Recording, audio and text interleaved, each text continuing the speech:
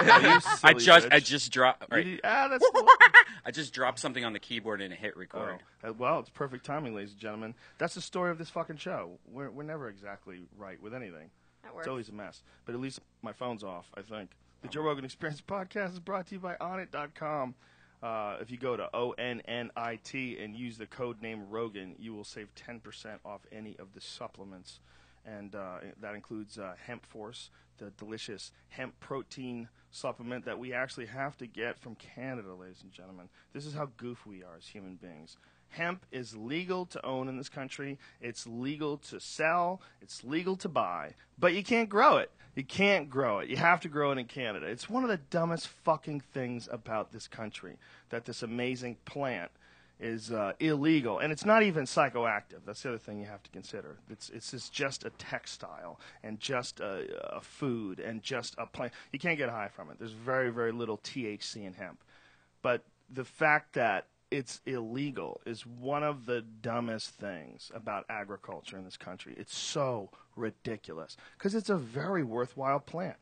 It's an excellent source of protein, and we combine it with raw cocoa and maca, and it's fucking delicious. It is seriously one of the best tasting protein powders you can ever get because it's sweetened also with stevia, so it only has 1 gram of sugar. So it's not poisoning you, it doesn't make you feel sick, and it's really easily digestible. It's fucking fantastic.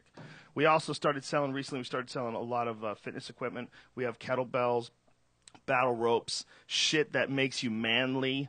It's all like serious workout shit. The type of full body workouts that you see like UFC guys doing in those countdown shows, like that's what kettlebell workouts are all about. That's what battle ropes are all about. And I've been doing a lot of battle rope stuff lately, Brian. Yeah. Sounds awesome. Use the code name Rogan, save 10% off the supplements. The end with that. We met all those Onnit guys, by the way, in Austin, and it was the full time that we got to meet the whole entire staff. And what an amazing group of fucking employees, awesome man. Awesome humans. It was beautiful. It's just like Aubrey. It's like, you know what? The dude is so positive, and he's so healthy, like to talk to. He's so there and present. And then he just surrounds himself with like-minded people. It was weird seeing the faces behind the company, though. Yeah, like, you always think, like, it's a company. You never get to see the employees. You totally see the trickle-down, man. When you have a cool dad, you have cool kids. When you have a cool boss, you have cool employees. Like, that a guy can figure that out and how to assemble such an awesome group of people like that. I don't know why I use the dad analogy. I think Aubrey's daddy. He's their daddy. Anyway, Jesus Christ, this is going to be a long day. We're also brought to you by Kerosene Games. Yes. This is the newest sponsor, and we're very excited about this because it's a game company that is making they're making games directly for iPads, directly for iPads and iPhones. So it's not like they're porting other games over to these to these platforms. They're making them for tablets and smartphones, and the visuals are fucking fantastic. Their first game is called Blade Runner, and it's typical shit. You play some crazy dude who's a bionic cowboy, and you're returning home from years at war. It's fun shit, and the residents have turned evil and corrupted by dark magic. It's all really stunning visuals. And the people who are behind Kerosene Games, this young company, and they just seem cool as fuck. They became connected to us through Brian's friend Ryan Keeley. She hooked him up with it, and we like the way they think. We like what they're trying to do. And Brian, you've played the game. You like the game. Yeah, I've actually been playing it. It was my first time ever doing a beta test, like for the iPad, which is weird. You have to put in like this code, and you download like this thing that you can't get in the App Store. So it was really fucking interesting for me doing that. And so yeah, I've been playing it with it for, I don't know, maybe 3 months. I've gone through a lot of builds of it and shit like that. It's a fun game. It's really awesome to see how powerful the iPhone is. The iPhone's really fucking powerful. Yeah, what I'm trying to do. Yeah, you mean as a computer? Yeah. Yeah. Like the for gaming, it's pretty interesting to see how like the Nintendo Game Boy used to be the biggest thing. Nintendo's hurting right now because of the iPad and tablets and stuff like that, because they are now the best Game Boy. Yeah. And Nintendo refuses to go on any of these Androids and release like their old classics and stuff like that in the iPad, because they know once they start doing that, they're killing themselves. They're shooting themselves in the foot, you know. Right. And their latest Nintendo Wii has the controller that has a tablet on it, you know, so it's like a tablet. So they're trying to slowly like, hey, no, we got tablet type stuff. But, Yeah, they're fucked. But they're yeah, really fucked. And this game is a perfect example why, man. This company, like, I'm not sure how many people are in this company, but this game is awesome, and you can get it right now. I think I just purchased it because I have been playing on the betas and stuff like that. But it's on the iPad store right now, and you can. I think it's like a $2.99 or something like that. Or there must be a way. I bet they'll probably invent it soon to make it so that you can link up your TVs with your iPads. Can you do that? Can you play like on a big screen TV? Can you like send it? Well, yeah. I mean, you can actually. Can you do that with Apple TV? Yes. Can you? Yeah. Yes, with Yeah. Apple TV. Yeah. Right. Does it work? Does it look good? Yeah, it's awesome because these new iPads and stuff like that are 10. You know, you can watch If HD that's the case, videos. I would think that like those consoles, like the Xbox, they're fucked then. Because the input that you get from pads, from tablets, it's the best input. Here, The touching input, the ability to control things like that, like those buttons seem so archaic. We have the trailer right now that the viewers are watching for this game. Here's Kerosene Games right here. But we can't even show Cara. You want to look at it real quick? Let's see it. Check out. This is an iPad game. This is like something that you would only see like. This looks like an Xbox game. This looks like a PS3 game, and this is on your iPad.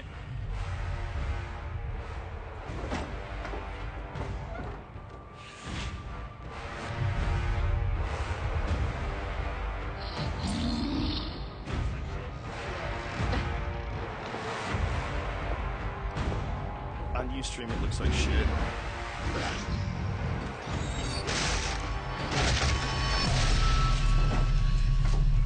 Whoa.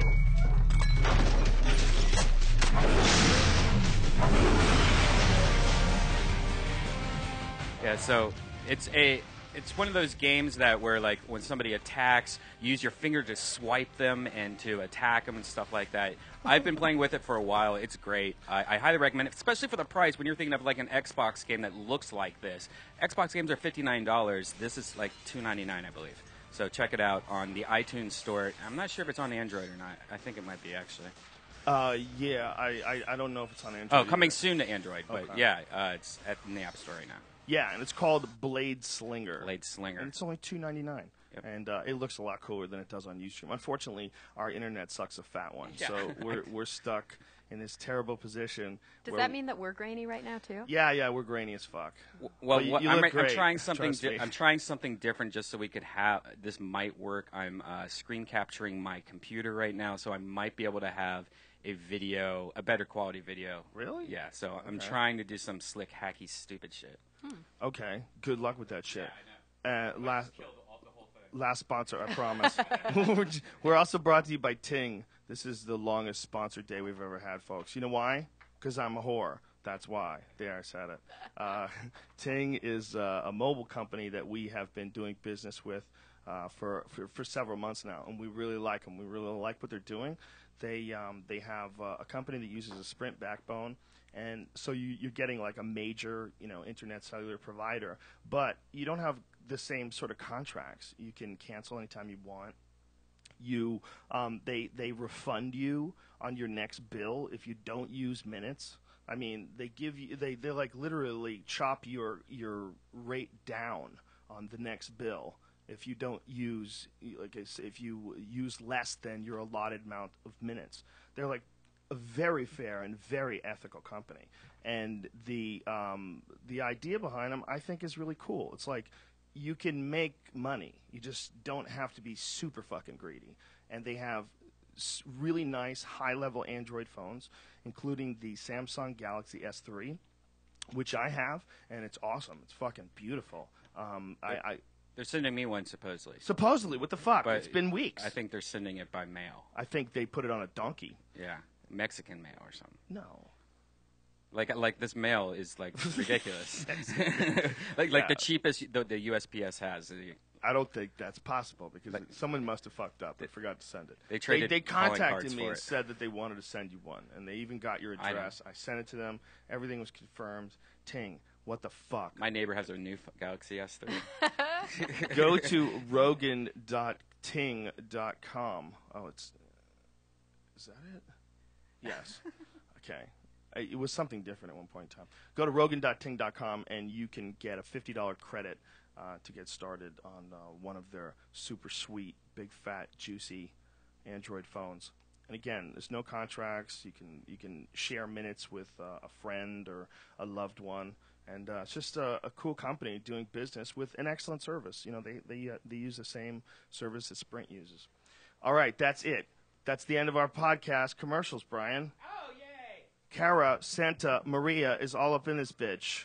And she's ready to drop bombs on your moms. Fuck car alarms. The Joe Rogan Experience. Train by day, Joe Rogan podcast by night, all day. Thank you very much for coming on the podcast. Really appreciate it. Thanks for having me and bringing coffee. Yeah. If you want some, it's right there. Thank Calling you. your name. Yeah. It's tempting you. I've had a bit too much caffeine already today, I think, so take a breather. Oh, have you? How many times a day do you allow yourself? Caffeine? Yeah. Like twice a day. Yeah, I won't let myself have any more than 2. I'm a junkie. That's Yeah. how I feel. I feel like if you're having like 3 cups of coffee, 4 cups of coffee a day. Oh, well, you you're probably just- think I'm a real junkie, too, because I don't drink coffee much. I drink, like, Coca-Cola.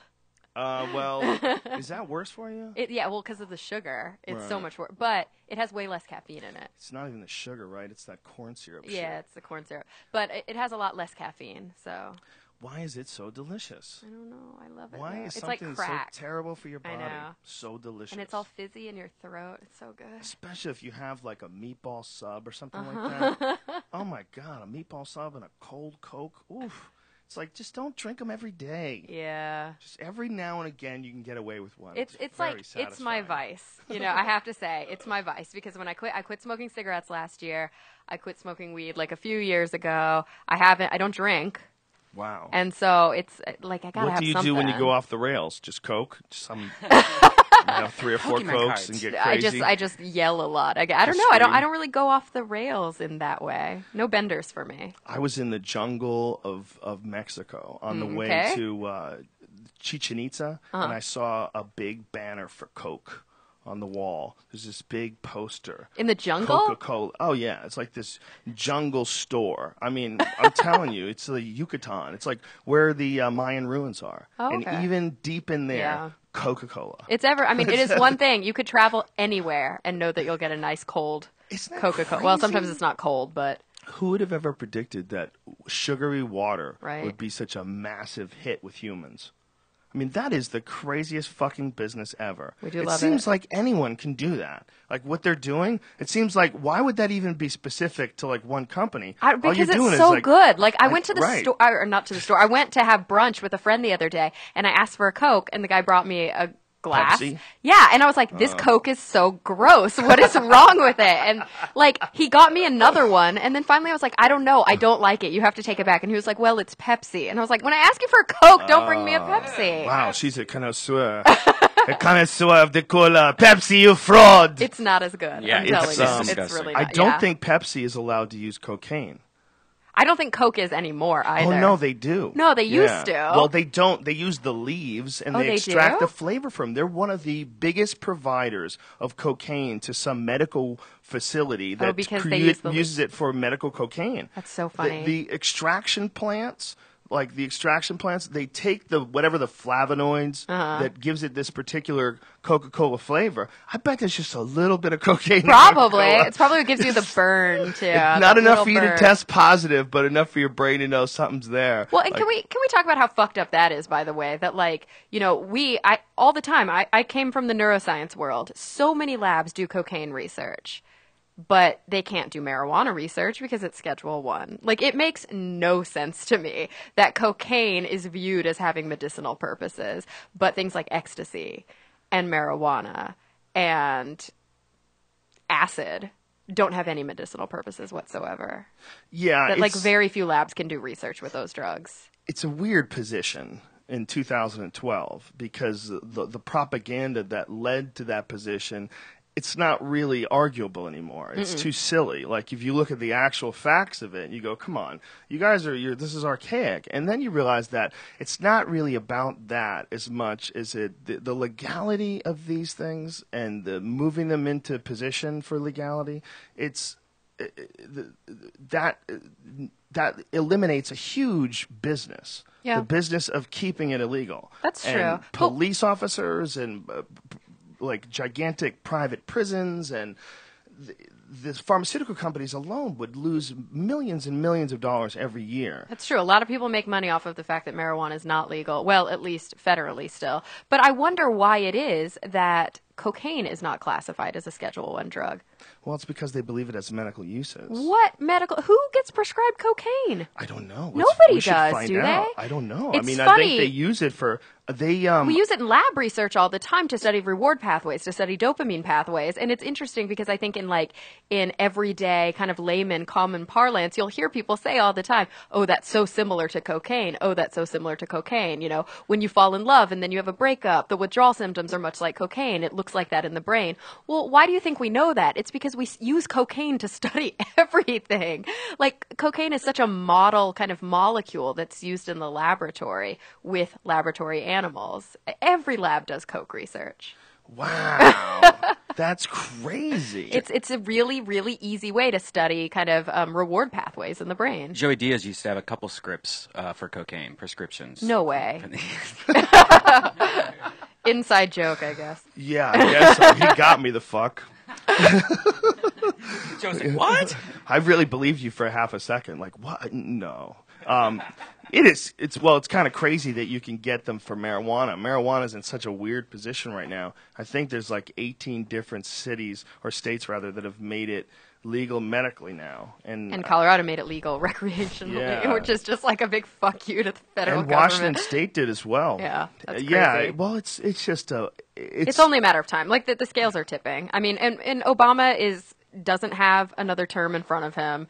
Hopefully he won't do what Clinton did, which was after he got voted out of office. Oh, I really think maybe it should be legal. It's like, oh, maybe if you had a position of power where you could do something about that. I think that position is extremely costly. I think to take that position as a politician, the only thing it gets from you is the love of your constituents because you're being honest. That's the only thing it gets for you. But what if Obama decides to never go back to the Senate? What if he decides to go back to working for as a public servant, as a community organizer? What does he have to lose? Really? Yeah, he doesn't have anything to lose. Yeah. So I want to see him affect some real change here in the second term. I would love to see that too, but I know I'm a bit disillusioned about it too, but they don't ever seem to be able to do that.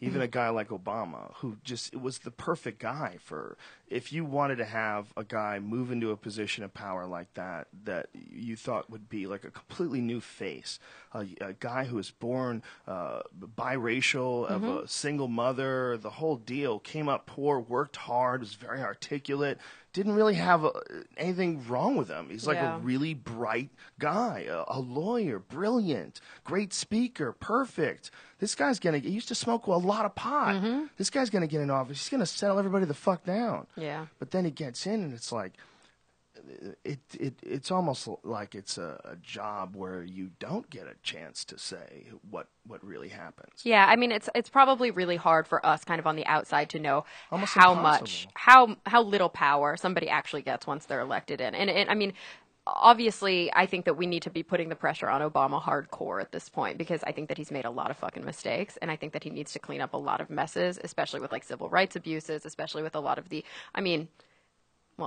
I won't say what I'm thinking. Yeah, exactly. Civil liberties. Yeah. And I won't say what I was about to say. But Why not? Are you getting crazy? You're about to get crazy? I was about to get a little crazy, so I'm going to dial it back a little. Settle But down. but yeah, I mean, I think that at this point it's kind of our job as his constituency to really put the heat on him. I just don't know if there's really a president. I don't know if it's real. I don't know if there's, you know what I'm saying? I have a feeling that guy is just working. I just think it's all so hard. There's just too much money. I think that's what it is. There's just And too they've been much making it money. for too long, and they don't want to stop making it. Yeah. And even though it's illogical and everybody knows it's illogical, they'll still like, we got to go to war with Iran. And everybody's like, what the fuck are you talking about?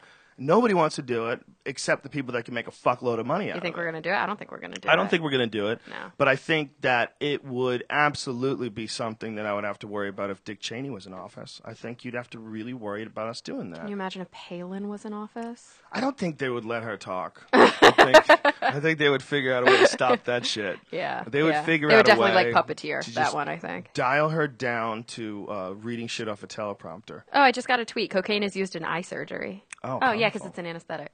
That makes sense. Apparently there's a bunch of different medical uses for Well, it. damn it. Start shoving pencils in my eyes right now. I've never done coke, but I did do lidocaine. Yeah. Wait, when you did lidocaine? No, I didn't do it like, hey, dude, it's good, crazy on lidocaine. But I had some in my body because of a doctor. I had my nose fixed. I had it opened up. I had a deviated septum, and they spray this lidocaine up there, which numbs the inside of your nose, and it makes you feel fucking terrible. Whatever it is, like it just gets in your system. And you just like, oh. And apparently, people have died from putting that shit on their legs. Like people have had overdoses. Oh no! Like girls that wanted to get like their legs lasered. Oh god! Put that shit all over their legs, and then wrap it up with Saran wrap, and you overdose on this lidocaine shit, and you can actually die from it. Jesus. Or not. Maybe I should Snopes that. Nope. But No. I remember thinking how disgusting it was. But it does numb the shit out of you, which I guess apparently so does Coke. Does it, Brian? Coke? Yeah. I don't know. It just makes me talk a lot. I don't remember it numbing me though. Well, I mean, you can use it in Your mouth. Yeah, your mouth. like exactly. you give your could rub it nummies. on your. You know, I saw. Have you seen Harold and Kumar go to White or Castle? the Christmas one? Oh. There's a baby in it that's doing cocaine and stuff and giving itself nummies. And I know how much What? you like babies, Joe. I highly recommend that movie. It's Joe, you're not a fan of babies? Oh, I love babies. Oh, you love babies. Imagine a baby on coke. If you like babies on cocaine and doing ecstasy, there's babies smoking weed, doing ecstasy. What? A baby? Yeah, it's the greatest thing in the world. That movie's hilarious. See it in 3D though. Apparently, lidocaine definitely kills people, and in fact, a guy was using it to. He was a murderer who used lidocaine. He was injecting it into elderly patients Why? to kill them. Why did he want to murder a bunch of elderly people? I don't know. Like that happens sometimes with nurses.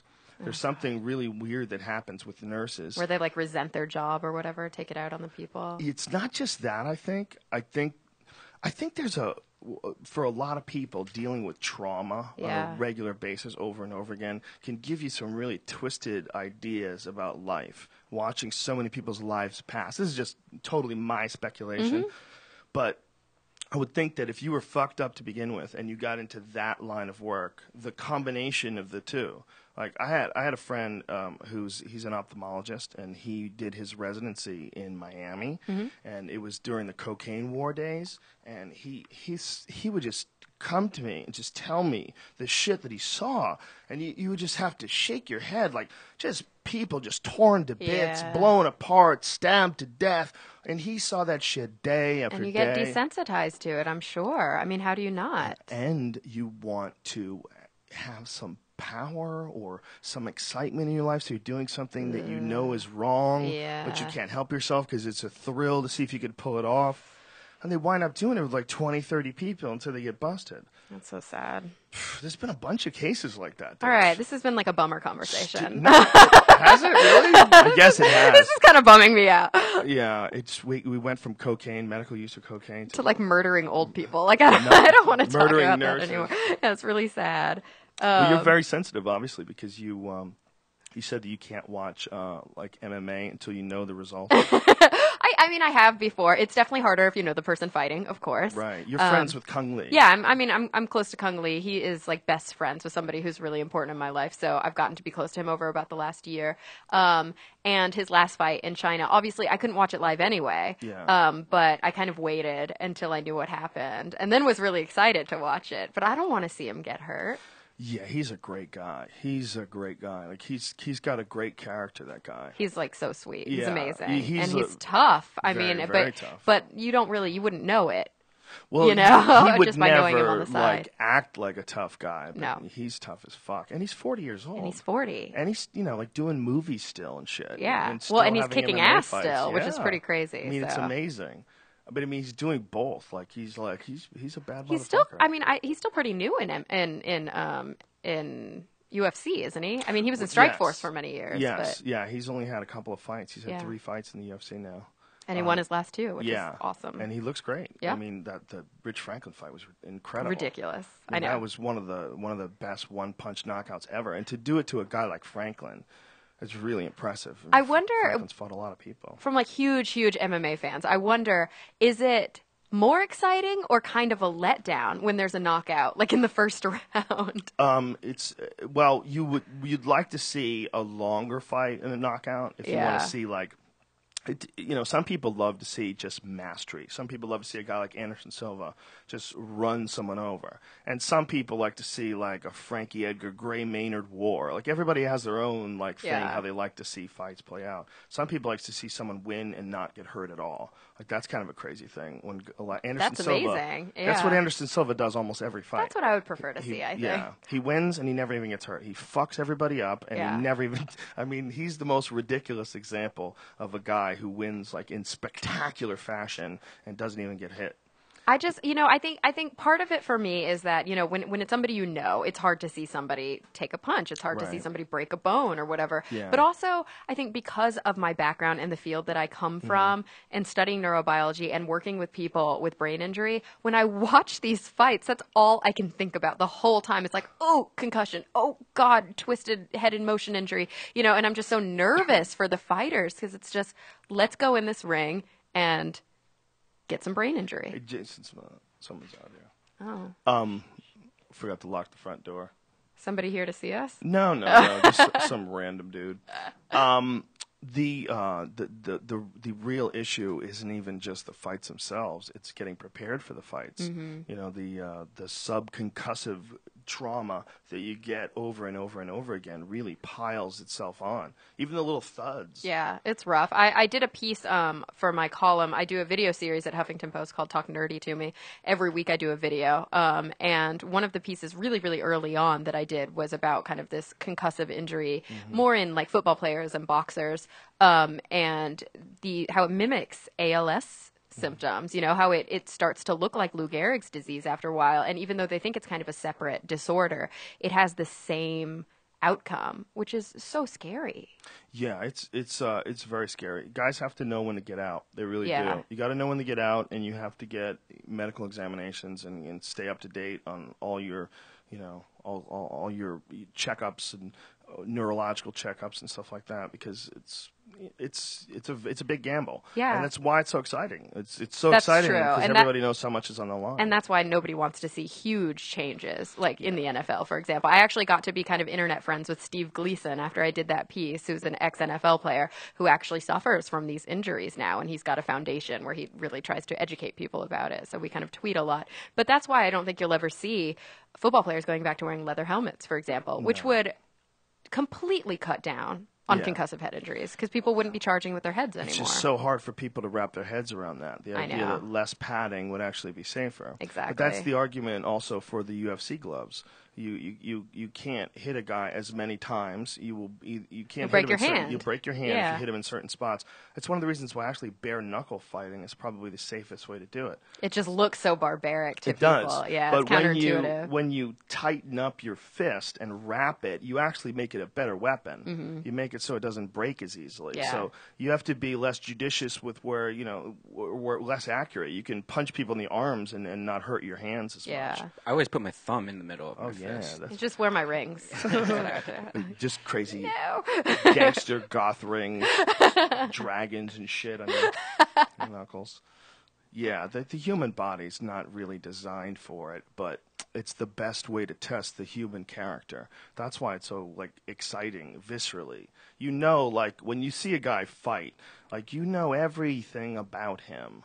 You know what he's capable of. You know that when you see someone do something that's really spectacular in an MMA fight, the difficulty of doing that and pulling that off on another trained killer. Mm-hmm. When you watch an Anderson Silva fight, the spectacular nature that he goes about doing that, to me, it's like the most exciting artwork because I know how much is on the line in order to create this performance. But when he does it, it's literally like a work of art. Like, I look at it the same way someone would look at an incredible sculpture. Unfortunately, I don't think that everybody looks at it that way. And I think that it does just kind of have this, like, Roman Colosseum, draw to it, which is just, I want to see two people fuck each other up. I want to get my aggressions out by watching somebody else do that. I blame that on a lack of understanding of martial arts, and I think that the way to fix that would be to teach it to everybody from the time they're little kids. And I think that should be a curriculum in school for boys. What about girls? Well, absolutely. Yeah, absolutely. I mean, because you can do martial arts without getting a head injury when you're young. You don't have to actually take a hit. Because boys are angry. That's true. Girls usually aren't that angry. Girls are kind of bitches though when they're young. Yeah. They're angry in different ways. They're more like chatty angry. Oh, unless some girls are aggressive angry. Unless it's like those black chicks on WorldStarHipHop.com. I've never seen that. You never? No. Oh my goodness. Are they aggressive? Oh, you gotta watch. Want to pull one up and watch some girl get the fuck beat out of her? Oh God, that's impossible. All right, we might crash the internet. Listen, I think I can imagine. Yeah, I can probably imagine. Yeah, you can imagine. Yeah, but you can't imagine. One of them you can't imagine. Really? The fucking beating she puts on this girl and the speed in which she does it is so terrifying. See, I'm smiling now, but if you actually show it to me, it's going to be really depressing. So. Well, we won't. We don't have to relive this poor girl's misery. But apparently some girl was talking shit, and so this girl came over her house. She pulls her out of her house. I mean, within seconds, she's hit her 20, 30 times. Just, no, stomping her over and over and over, grabs her by her hair, drags her down the stairs, and then says, "Talk about that, ho." Oh, no. And it was... Jesus. Yeah. So I've never been in a fight. I can't... That's hard for me to empathize with. Well, look, I haven't been in one since I was like a young boy myself. But the knowing how to fight would protect her from all that shit. That wouldn't have happened. Yeah. She would have clinched, taken that girl down, head-butted her, got her in a choke, put her but out. She probably didn't want to. But if she knew how to defend herself, she was attacked, and she didn't know how to defend herself, and that's why it was such a vicious beating. But I think there's this switch in some people's minds where being on the defensive feels like being on the offensive. Like, I sometimes ask this, kind of as a thought experiment. I'm very anti-gun, right? Like, I don't want to own a gun. I don't want to see a gun. I don't want to be near a gun. And people always say, yeah, but what happens if somebody, there's a home invasion and somebody's armed? What would you do? And it's like, I don't know. I mean, I know it sounds crazy, but I might rather get shot than to have to, kill somebody, to take somebody's life. Like, I just don't think I could do it. I don't think I could do it. And I wonder if other people feel, I mean, most people will, oh yeah, fuck that. Like, I'm going to kill that guy before, but I wonder if you're actually faced with that. If you would want to. I mean, I don't know if that kind of survival instinct kicks in. I think as humans, we've kind of evolved. We've bred out a lot of the survival instincts that our ancestors had. We do fight to stay alive, but for example, if you look at the way little kids grow up, little kids need their parents for years and years and years and years. Like, not until they're probably in their maybe like just before they're 10, 11, could they even maybe survive on the streets? And even then, that would be tough, But definitely a 4-year-old, a 5-year-old could never figure out how to feed themselves, to take care of themselves. Whereas if you look in the animal kingdom, it's within months that most animals are weaned. We've in order to, I think, have these more complex thoughts and these more complex abilities as humans, we have language and we have art and we have music and we have philosophy. We're not so good at the survival stuff anymore. And I don't know. I don't feel that drive in me. And I think that if faced with death or what I would consider to be murder, even if it was in self-defense, I don't know. Well, that's either you and your own individual point of view, which is extreme and well thought out, or I don't think that's represented though. It might, by, it's probably by reality. Not. It's probably not. I wonder how many girls would say the same. I think thing. it's pretty rare. You think so? Yeah, I think you're. I don't think that's your position is represented by most people. Yeah, maybe not. Most people will tell you most about people like fuck that, I'm gonna kill that guy. Incredible things they've done to stay alive. Yeah, no, that's true, and I bet you do have that instinct that really does kick in. Like, the guy who cut off his own arm, Yeah. you know, from I bet- 127. listen, I think you would too. I might cut off my I own think arm. you're. I think the way you're looking at it is looking at it in the way of a person who just does not have it in them to harm a person. You don't have it in there. I might not. I don't know. But you have to take into consideration that human beings are so fucking complex that sometimes one of us goes off the rails into the woods and needs to be put down. And you know what? I'm not a mother. I wonder if I had a child, if that whole idea would change. Because all of a sudden, 100%. if I'm not protecting myself, but I'm protecting, you know, my child, that all of a sudden I'd become like this crazy bitch, and I would defend you anything to the death. Also would be protecting the fact that your child would be horrified if you weren't around. That's true. That's something that you think of when you're a parent. You would fight to the death. Do you have kids? Yes. You do? Yeah. And you have that, like, Oh, intense yeah. instinct to protect them. Oh, it's crazy. It's a crazy instinct. You love them so much. I mean, it's really hard to understand. Yeah. I just thought I understood it because of dogs and relatives. Yeah, and I've got a stuff dog like who that. I love, but, like, I don't... No, I can just, I'm like on a drug when I play with my 2-year-old. It's like a drug. Yeah. You know, and my 4-year-old is like a little human. We have like little conversations about things, about life. We talk about stars. You know, she's like this little Are they into person. science? The 4-year-old is into everything. Yeah. She's really smart. I feel like little kids are little scientists. That's the coolest thing about them, is that they have just this kind of natural instinct to think scientifically about the world. And Right, just, they want answers. They want answers to everything. They just explore everything, and they're not satisfied either. If you give them an answer that does not satisfy them, they'll be like, not good enough, but why? I've had the but why conversation like over and over and over again as to why people live in cities and why some people don't live in, like we were driving to the mountains, like, well, why are these people living in the place like this? How come they don't want to live in the city? You know, I want to live in the city. Like, they're trying to figure out, like, where is there a good place to live? Like, the 4-year-olds are going, like, is this the spot? amazing. Where's the spot to live? And you're like, 'Cause you it got seems time. like she's like, it seems like you can live in a lot of fucking places. And seeing like a 4-year-old put that together, it's amazing. It's a mind fuck. Yeah. And you're absolutely right. That's a brilliant way of putting it, that they're like little scientists. Because they have to be. They're trying to piece together their view of the world from scratch. You know? Yeah. Can you imagine going back? I feel that, like, have you ever done acid? No, I've never Has anybody done in the acid. room ever Yes, done acid? of course. So I used to sell Bibles of it. Of course. so I think that's the draw for some people when they do psychedelics, but I would say specifically LSD as compared to other psychedelics, because one of the central features that I always found, and I haven't, done anything like that since late high school, early college, but one of the central features that I always found was that everything's kind of new again. Like, you don't really understand why things are the way they are. Like, you'll find yourself staring at your hand for 20 minutes going like, I have fingers and they move and I can grab things and holy shit. And yeah, I remember one time a friend driving somewhere far away with we're all on acid, and it was like we had to get gas, and it was like the weirdest thing because money, these pieces of paper have value. Like, it was very confusing to everybody, but it's always such an interesting experience to everything's so new, Right. and you have to piece it together and make sense of the world around you. And of course, you have epiphany after it, just constant epiphanies. Like, you just think that you're the most brilliant person in the world because you're figuring everything out. And you document it, and you sober up the next day. And Or you're shitting yourself, crying, Yeah. and you're about to die. Could be, but I've never had one of those trips. You Really? didn't get Yeah. your acid No. in Columbus, Ohio. The worst trip that I had was a really long trip, and it was grimy, and I was just over it, and I was trying to sober up because I had to work the next day and I hadn't slept. Whoa. And when I was younger, I used to dye my hair a lot of crazy colors. I kept it really short and dyed it a lot. It's a little like punk rocker raver chick. And I remember taking a shower because I thought it would sober me up, and my hair was like blood red.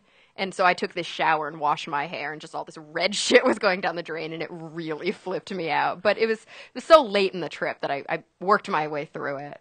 I've never had a scary, like, shitting myself trip. That sounds awful. Yeah, I knew a couple people that had lost their fucking minds on drugs when I was a kid, so I was really hesitant until I was in my 30s. I never even smoked pot. I had a friend who was in my neighborhood who sold coke, and I watched him go from this like carefree, fun-loving guy. It's always fun to be around. Yeah. to being this withered away weirdo. Well, yeah, those are two very different drugs. He was just hiding in his attic and doing coke all the time it's with his like, girlfriend. yeah. I mean, coke is similar. It's weaker, but it's similar to meth. And you see, I mean, meth is like the most disgusting compound on the planet. I mean, it fucks people's lives up. What's completely. your take on this MDPV stuff that McAfee was accused of? I don't really know anything about it, to be honest. I haven't taken the time to really study it. I mean, it sounds kind of nuts, but that's, that's what people do is they find the newest compound. And because a lot of times you can get things more readily. They're legal until kind of the feds catch on to it and they have to start outlawing it. When I was growing up, we used to do DXM all the time, dextromethorphan, because you could get it in over-the-counter cough medicine. And it was like weak ketamine. Robotripping, or we would take purple stuff. Coracidin, which were the little red pills, the Yeah. little red devils. And I mean, and it's a dissociative anesthetic. It totally fucks you up. Did you take it anally or did you take it through your mouth? We took it orally. We preferred. We used to just shove them up because they would dissolve in your ass. Yeah, that sounds like a boy. you How many really? of your girlfriends did that with you? He didn't really No, do of that. course He doesn't. made that up. You believe that? He made you listen Of course to that. I believe that. Don't kids put like tampons soaked in Yeah, vodka up their absolutely, ass? they Like do. that's crazy. That's the Yeah, newest thing. haven't That's people crazy. gotten really sick from that? I'm try it. I sure. want to try it so bad. Drunk pussy, can you imagine? That's the real term, drunk pussy. That's what they call it. But boys, they have to do it in their ass. Straw through Boys the doing dick hole that is what I do. With tampons? With tampon, well, it's probably Vodka-soaked tampons it in makes their the ass. most sense. I mean, Yeah. to be honest, But do girls do it in their ass or do they do it in their vagina? I don't No, know. I It think they- sounds like it would burn. I think they do it in their vagina. You're right. Yeah, I she don't would think I know. want it. She's got one. I've got one of But those, and it sounds like it would burn. It would probably be burn on the other thing that. Probably just all around this would burn. Why would you put vodka in your asshole? Because I guess you drink so much that you can't get drunk Dude, quickly do enough. you know how fucking crazy do you have to be like, you know what, fuck shots, it's got to go in my ass? Yeah, I know. People get creative, man. But that's how the fuck, how like self-destructive do you have to be? How You just, crazy? you know what? You have to be young and dumb. But why in your ass? I Why don't vodka know. in your ass? I never put any drugs up my ass, but I do remember like snorting, an ecstasy tab. Like, why Yeah. did I need to snort it? Why couldn't I just swallow it? Swallowing it wasn't gangster It wasn't. enough. Yeah, it wasn't going to hit me fast enough. You know, it's like we do Right. stupid shit when we're young. Chicks snorting Adderall. That's another thing. I remember going to this party and all the girls were snorting Adderall because they couldn't get Coke. And I was Wow, like, that's so crazy. And then what did they do? Like clean the house and do their homework? don't Like that's know. such a bad idea at a party. I've never done Adderall either. Me but neither. My friend, the late great Robert Schimmel, told me that he took one accidentally once. And Robert had health conditions. You know, he had cancer for a while. Yeah. And so, he didn't know if this was like dangerous for him to take. So he calls his doctor, and his doctor said, "Listen, it's just you took it. You're going to be fine, but you're on a ride for the next 12 hours." Yeah. And he goes, "I got so much done." He's like, "I cleaned my office. I organized my notes. I was Yeah. putting them into folders and categories."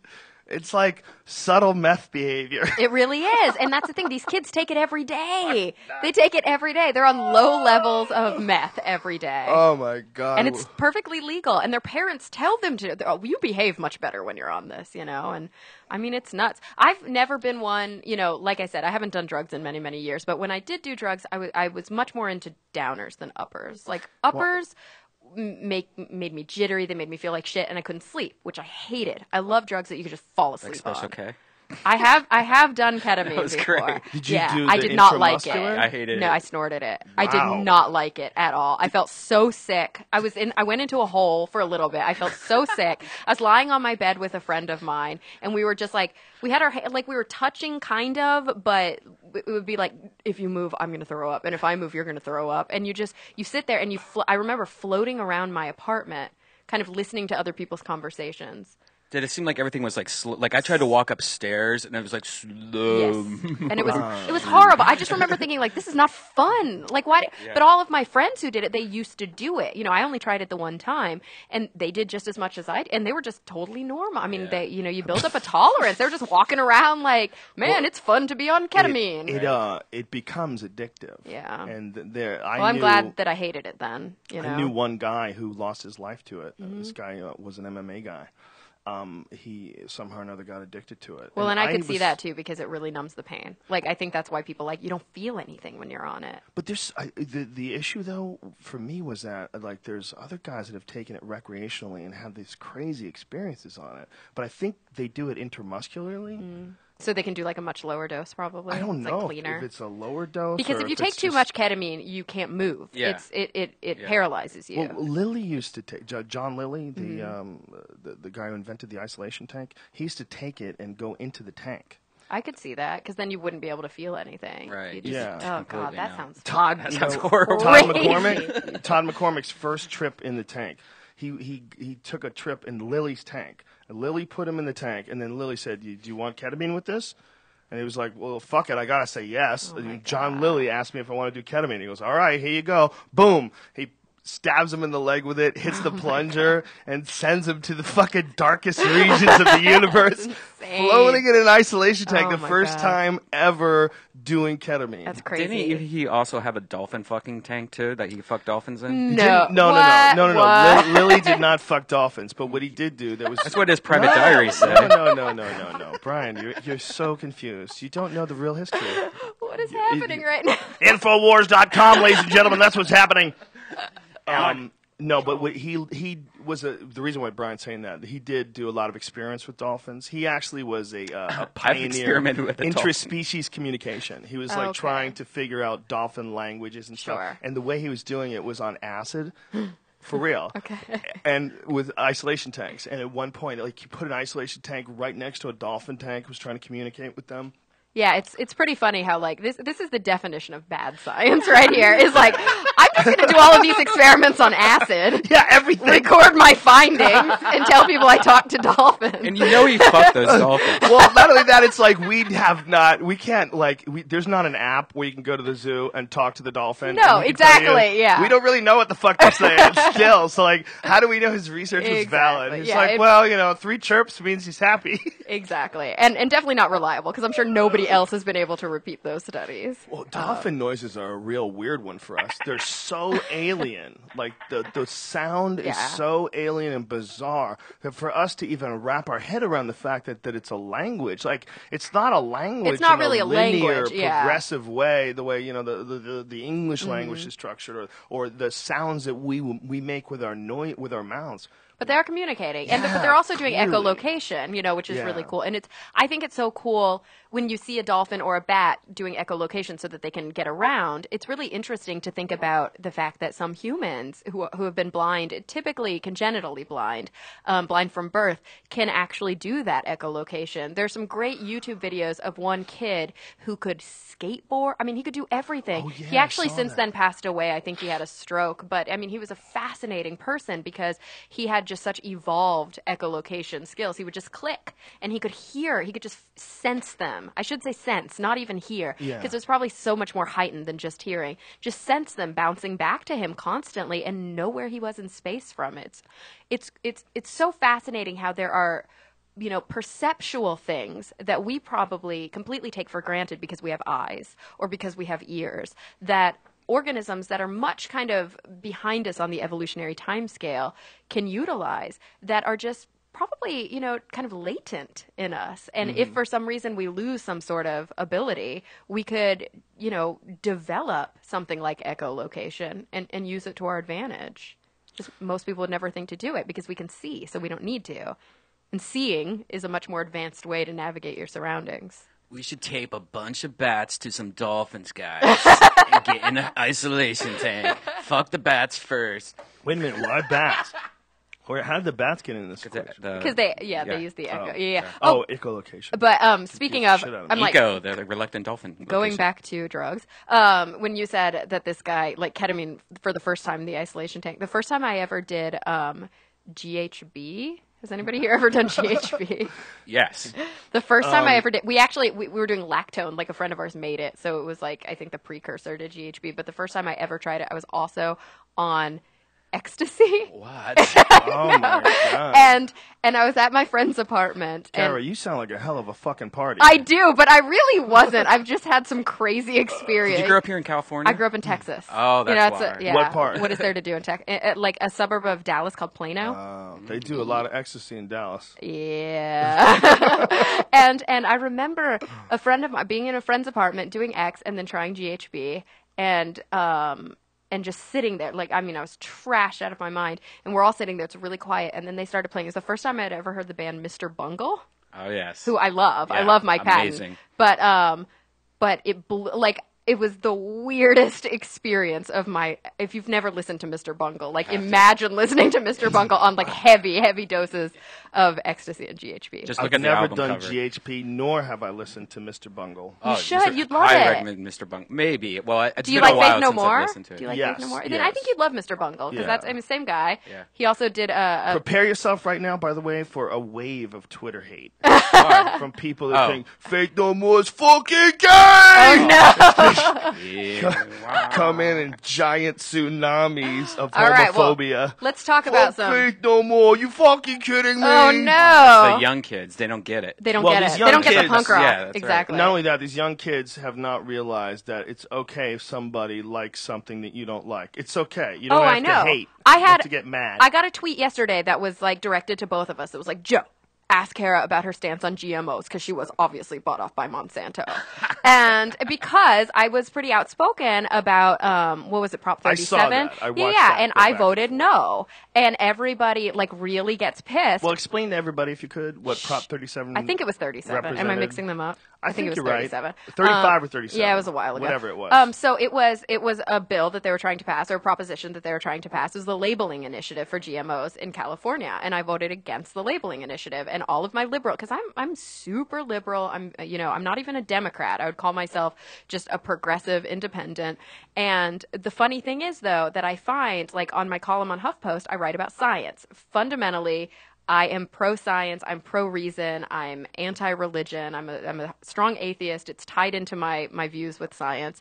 And my views about some of these things, like animal research or like genetically modified organisms, they are informed by my studies of the scientific literature. They're not informed by my party affiliation or, by my political views. So that's where sometimes, generally I think scientific thinkers and left-wingers are in the same camps, but once in a while I think you have these left-wing anti-science views or pseudoscience views that come up against each other. So And you believe that genetically modified food is that? I think that genetically modified organisms are extremely important, and I think that we probably don't realize how much of them we already eat. Like 70% of the food on the shelves in the grocery store is genetically modified. And I'm not against labeling our food. Don't get me wrong. When I voted against the labeling initiative, I wasn't voting against putting a label on food. I was voting against the way that the voting initiative or the labeling initiative was presented. I don't think that it should be a local initiative. I think that it should be a federal initiative. And I think that it's arbitrary to choose GMO as the thing that we're going to all suffer from if we don't label it on our food. What do you believe is what's most important about genetically modifying foods? Why is it so important? Mm-hmm. What is the misconception? Because my conception of it has always been, my perception of it rather, of reading articles that a lot of people are concerned with the long-term consequences of eating certain foods that have been significantly changed to the point where they can resist pesticides, they have all these strange antibiotic properties, and they worry about the long-term consequences of consuming these unnatural foods. And I think, so I think 2 points that I can make in direct response to that. I think it's fair to say that they're worried about long-term consequences because they haven't been around long enough to see those consequences. But so far, every legitimate lab experiment that has been done has shown no deleterious effects.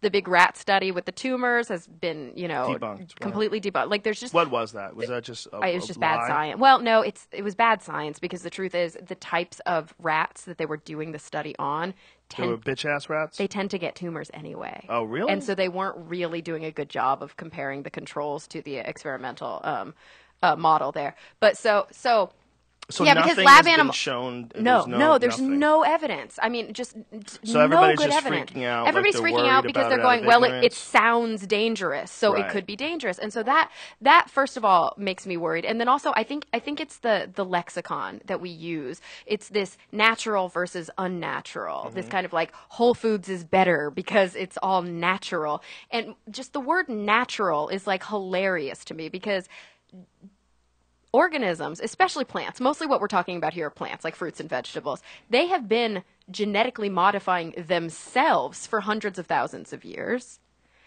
They swap genes all the time. And then once agriculture began, we started genetically modifying all of these organisms by doing crossbreeding. We would take, the healthiest looking tomatoes and breed it only with the other really healthy looking tomatoes. And what we were really doing is solidifying that certain genes were going to be passed down and other genes were going to be weeded out. Now what we do is we put individual genes into the plant. So whereas we used to swap something like 50,000 genes without even knowing the specifics of what we were changing, now that we can do it with biotechnology in the lab, we can swap out 1 or 2 genes, and somehow that's more frightening to the general public than 50,000 genes being swapped. And so that's the part that I don't really understand people's argument. So when you're coming at it, you think, from a position of science where you say the evidence against it is really most of it's just confused people. I think that there's a lot of fear mongering, first of all. And the truth is, if you don't want to eat GMOs because you're not sure, you don't have to. Trust me, the companies that don't use genetically modified organisms in their food already label their packages as such because they use it as a marketing ploy. Right. They're not going to miss out on that chance. So for Right. us to have to mandate a label that says this is genetically modified food is really going to come across to the regular consumer as warning. This is genetically modified food when there's no reason to warn people. The FDA's job is to warn people if there's a potential risk. There's no risk of eating GMOs. All the evidence so far says that they're perfectly healthy. What about the Chinese studies that showed that it's not just vitamins and protein that some GMOs are providing to the body, but your body is absorbing microRNA? I don't know. I'd be interested. I haven't read those studies. I'd be interested to see it. But I would also be interested to see if non-GMOs are also doing that. Yeah, that's a good point. Yeah. That's a good point. Yeah. I mean, it's a tough situation, and the truth is that scientists aren't monolithic on this. Not all scientists agree. Many scientists voted to label. But isn't the real issue that if there is something wrong, and especially in the future, if it's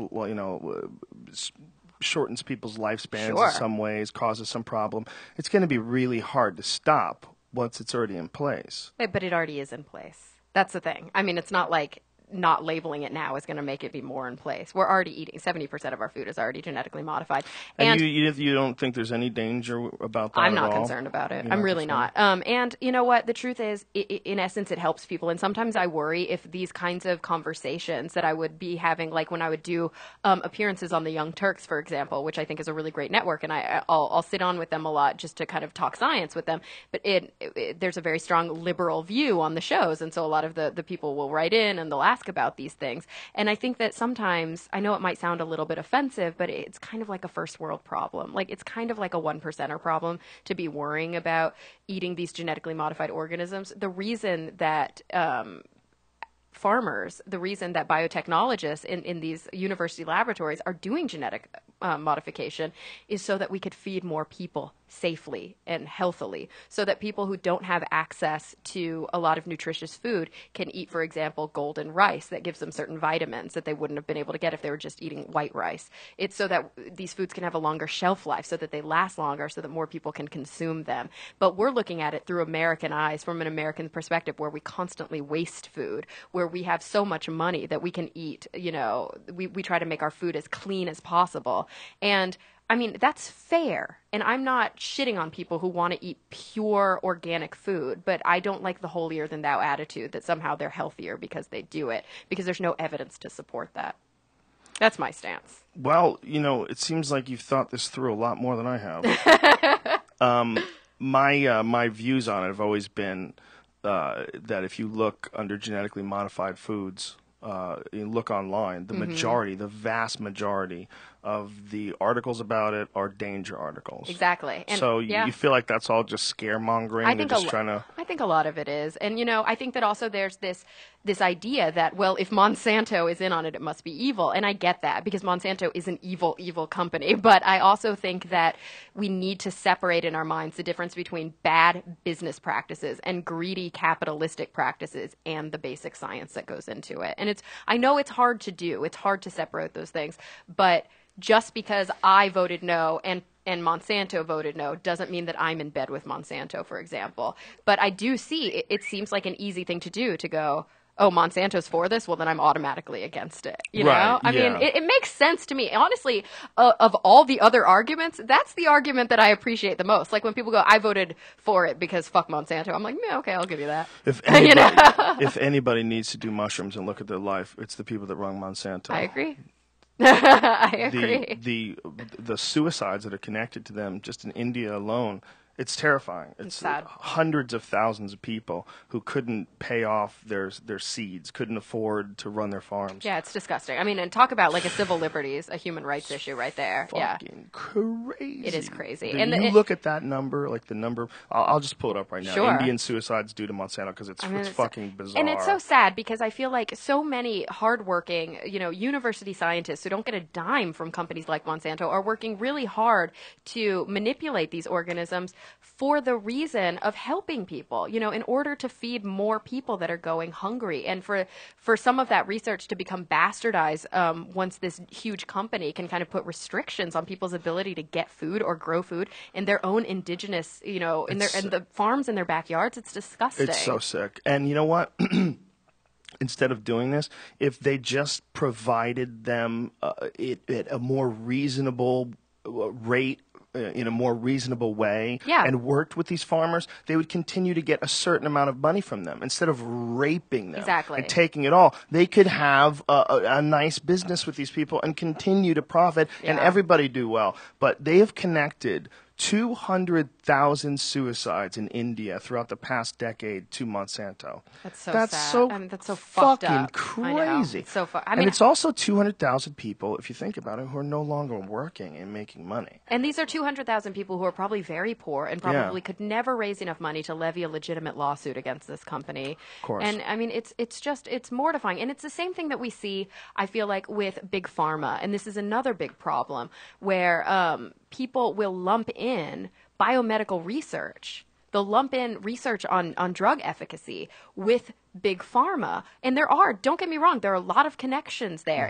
But what's wrong, I think, with the way that drugs are prescribed in this country, what's wrong with the amount of kind of danger linked to drugs in this country has little to do with the fact that drugs are being developed that can help people, and it has everything to do with how these drugs are being marketed. We're the only developed country in the world where we can have commercials for pharmaceuticals on television because we shouldn't be asking our doctor if so-and-so is right for us. Our doctor should be telling us what we should be taking. Right.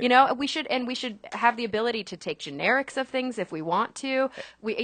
Drugs should be affordable for people. I mean, I'm for universal health care. I definitely think that would change a lot of these problems. But again, I think that a lot of liberal thinkers who they end up throwing the baby out with the bathwater, and they throw the science out with the terrible company practices. And that is kind of sad to me because I think the fundamental science that's being done to develop drugs that actually help people is amazing. It's crazy that they tell you what would be wrong with you if you need this stuff. Yeah. And then you go to your doctor like, dude, I got that same problem. Yeah. I'm thinking I need this stuff. Yeah. Like it's so unfair because all those people in those commercials have got their shit together. They're holding hands. They look great. They're walking together on the beach and everybody's smiling. I mean, I saw a commercial the other day for a drug for COPD medicine. COPD is chronic obstructive pulmonary disease. That's bronchitis and emphysema combined. And the woman's like, now that I take my COPD medicine, I can do everything. And I'm like, no, that woman would hardly be able to get off the couch. Even if you're medicated for COPD, your life is really tough. You can't breathe.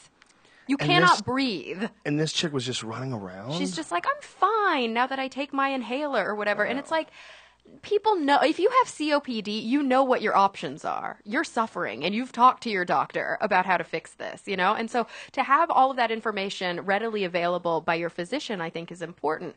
But to advertise it on television, How are you did they kidding me? sneak that through? How did that become a reality in modern America? Lobbies Isn't that in incredible? Congress.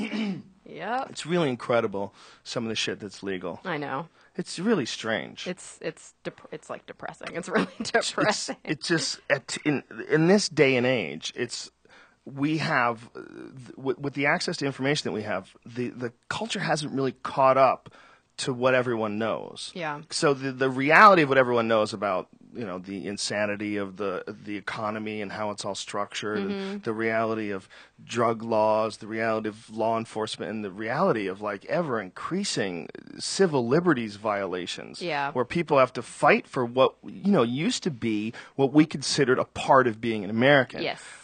Proud to be an American because at least I know I'm free. You're supposed to Yeah. be free. This Yeah. is not supposed to be a place where someone's looking at every fucking email you send Yeah. and listening to every phone call you make. It's not supposed to be that. And even outside of America, I mean, that's, I think, a really sad part of the civil liberties violations is like looking at just the sheer amount of like bombings and drone strikes that It's are taking horrific. place with, you know, innocent deaths just across the board.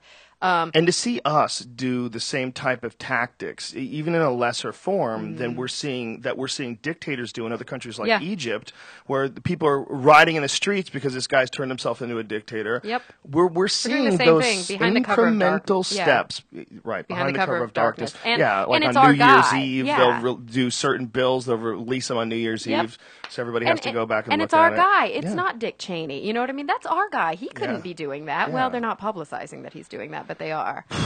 I mean, it's rough, but Very strange. Yeah, Obama has taken a lot of this Patriot Act shit that Bush put into play and just amped it up so The much. dronings amped up the dronings. Yep. You know the warrantless wiretapping. and you know the idea that they could detain American civilians with no recourse. Yep. You can't get a lawyer. You can't talk to anybody about it. They don't have to let anybody know where you are. They don't have to inform your family. They can just take you. Yeah, But and that's insane. You know, we do have the internet at our fingertips. I have my iPad right here, and I've got my iPhone, and I'm Yeah. like looking at Twitter, and I can constantly access anything I want. But it's just as easy to read an article on Politico as it is to go to like lolcats. You know what I mean? And World Star Hip Hop. exactly.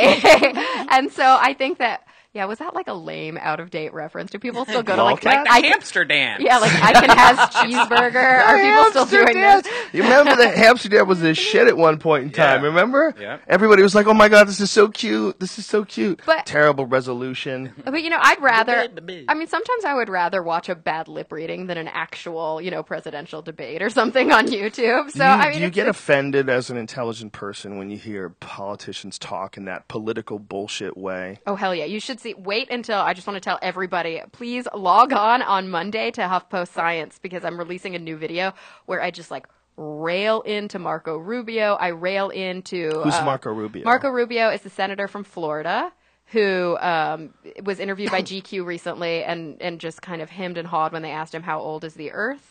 And instead of saying up front 4.5 billion years, he said, well, yeah, I'm not a scientist, and I can't really say, and there's a lot of debate with theologians and science. Well, there is a lot of debate between theologians and scientists about Yeah, the age. that is true. That's like saying there's a lot of debate between winos and cops as to what the law is. That's also true. But, you know, it's not just And this that. is the law under this bridge, motherfucker. And it's not just that. You know, I rail into some of the guys that recently got voted out of office, like Walsh and Aiken. I talk about... Are you like super political? You're following all this nonsense? I mean, I this try fucking to, puppet show? especially when science comes into play. Right. This guy Brown, who sits on the fucking House Science Committee, and he thinks that evolution, embryology, and all this nonsense about the Big Bang Theory are lies from the pit of hell, is what he said publicly in front of a wall of deer heads, by the way. And I mean, it's mortifying that these Sounds people. like my kind of guy. Yeah, there are so many global warming deniers, evolution deniers who are sitting on the House Committee for Science, Space, and Technology, and these people have jurisdiction over the National Science Foundation, over NASA, over the U.S. Agricultural Service. I mean, it's so scary, and they're all just fucking Republican, Texan, oil money. You know, lobbies are lining their pockets. The It's global so scary. warming one is Are we going gonna to have this strange conversation? One. I was Yeah. a little nervous about this because I saw some tweets coming in. Oh. Well, you know what? It's a fascinating thing because Uh-huh. for whatever reason, it's become this sort of right-wing talking point. It has. And it's like something that people get like real reactionary with, and they get real. They have like a built-in instead of reactionary, they have a built-in answer. And you know, someone brings up, what about global warming? It's a cycle. It's a natural cycle. Yeah, or they go, happens it's a all the hoax. time. Some Yeah. of these guys have called it It's a all hoax. pseudoscience. Yeah. But it's this weird, aggressive, like And people get right-wing aggressive thing. because it's become so politicized. So, like, 99.9% of scientists agree that the Earth is getting warmer and that human carbon emissions are highly contributing to this. Right. Now, how the fuck is that an emotional issue? Like, what I is don't it? know. What is that? I don't know. And weird. it's so funny how many of these you start to see these people flip-flopping lately because they can't hold on to this kind of archaic, just embedded, seeped in such intense religion. They can't hold on to these views anymore. We saw Pat Robertson the other day on the 700 Club. Like, Pat Robertson, the televangelist, the old guy, going on about, like, a woman wrote in and she said, I'm nervous because my kids ask me about dinosaurs and I don't know how to tell them to make it, like, legit with the Bible, and I really want them to be with me in the kingdom of heaven. And Pat Robertson's like, all this business about the earth being 6,000 years old is crazy talk. All the Whoa. science says that it's old. We know it's 4.5 billion years old. We have radiocarbon dating. Man never lived with dinosaurs. We have Whoa. frozen dinosaur. He said, we have frozen dinosaur carcasses in the Dakotas.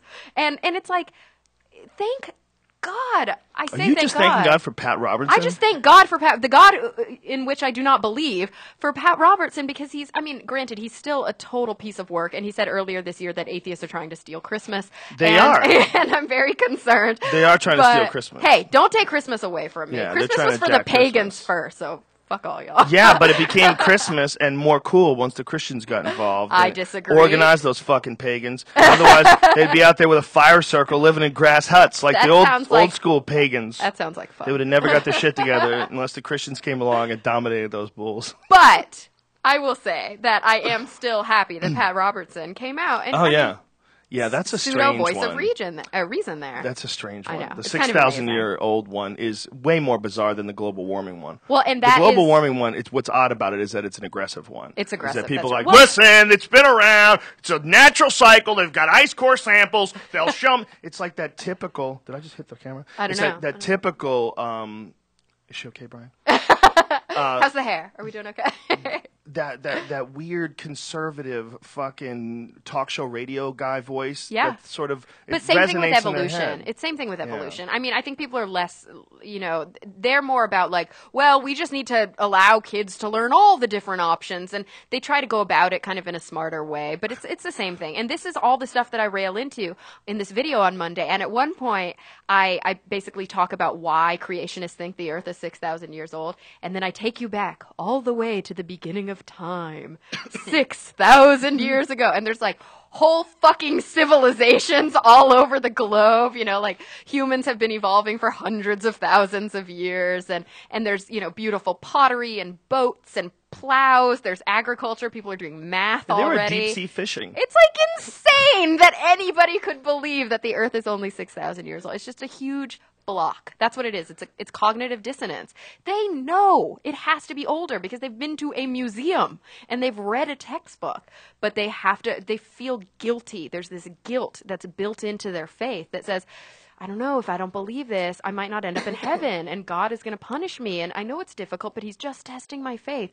And it's so sad that they're locked into that. It's so sad that these religions can't be more flexible and more progressive. I wouldn't be so anti-religion if I saw more progressive religion out there. I have friends that are in progressive Christian denominations, and I respect that. I mean, I think it's bullshit, and I can't believe they believe what they believe, but I'm not going to, say that they shouldn't. I think religions are a type of operating system for a human being. And I think that a lot of people need some set of rules and regulations and something to look forward to when it all ends, and something, the idea of the vast just expanse of the universe and the insignificant aspect of your life in relationship to everything you see, in relation to everything you see in the cosmos. Yeah. I think that fucks with people's heads Of course it hard. does. Of course it does. And I think that the real problem with religions, especially like real fundamentalist religions that are like really strict, is that they stop your thinking and corner it in this trap. And this operating system that you're operating under has this very limited range. Yeah. And if it doesn't fall in this very limited range, you really can't rationalize. You can't accept it. So you can't don't see outside grow. of those boundaries at all. And everybody else is outside looking in, going like, come out here with us. Like, So you don't the grow. air is a little cleaner. And it is, yeah. But there's aspects of religion, and there's aspects of worship even. There's aspects of just worshiping and having an appreciation for life itself and the incredible wonder Sure. of this existence. And that alone should be worshipped. Even if you want to call it God, you want to call it love, you want to call it appreciation, call it something. But the wrong aspects of it, they're almost like they're something that inhibits you from getting the best out of life. The Yeah. wrong aspects it's almost like it has all this love to it. Treat your brother as if it's you, and live your life in harmony, and do good unto others, and use these laws because they're designed to make harmony amongst men. But then the crazy shit. Like we at some point in time, someone has to like rewrite everything. They do. You have And to say, at we least have some to groups throw are out all starting this to. stuff and say Yeah. these are all just crazy stories. Yeah. But this is what we've learned about life. This is what we've learned, and add science to the equation. This Yeah. is what we actually know about the nature of reality. Here's some confusing aspects of it. Here's some things that we're working on trying to find answers to. But this is what we actually know. And we're on our way. Yes, Exactly. But And it doesn't preclude the idea of worship. No, and you know what? Which I I think say is all the important time, for humans. I don't think that science and religion are fundamentally incompatible. I do think that science and fundamentalism are. Anytime that you get to the fundamentals of any sort of religious mindset, yes, that is incompatible with science. Any really strict ideology is Anytime. dangerous. It's very dangerous. Even patriotism. It's very, Yes. very dangerous. I personally am an atheist. I personally chose to kind of throw the baby out with the bathwater on that because I don't see anything redeeming in religion that I can't find outside of religion. So I don't believe in anything supernatural. I don't believe in God. I don't believe in ghosts. Wait I don't a minute. believe in Have you not psychics. watched Preach Ghost it, Hunters? sister. Preach it. Have you not watched Ghost Hunters? No, I've not watched Ghost Hunters. They claim to have serious evidence. I'm sure they Backward do. speech, Dumbest all shit kinds of ever. shit. James- Hey, how dare you? James what if Randi. we have one of those guys on the show? Yeah, watch out. But I do notice I've noticed that you've had my friend Jason Silva on the show Yes, before, love and that dude. and Jason has this Powerful Jason gift, Silva. yeah, and he has a gift for that kind of spiritual, almost worship-like wonder of the natural world, of the cosmos. That is not a religious thing at all, Yes. but it gives you that feeling that you Yes. get from religion. I actually have a quote tattooed on my ribs down my left side. That's a quote from Carl Sagan that says, "We are a way for the cosmos to know itself," and it's really powerful to me because it almost gives me that feedback that a lot of people get from religion, but I don't need to get it from religion. I get it from kind of the wonder of the universe. So if you really think about what he's saying, is that the universe is not conscious, and there is no great conscious organizer out there.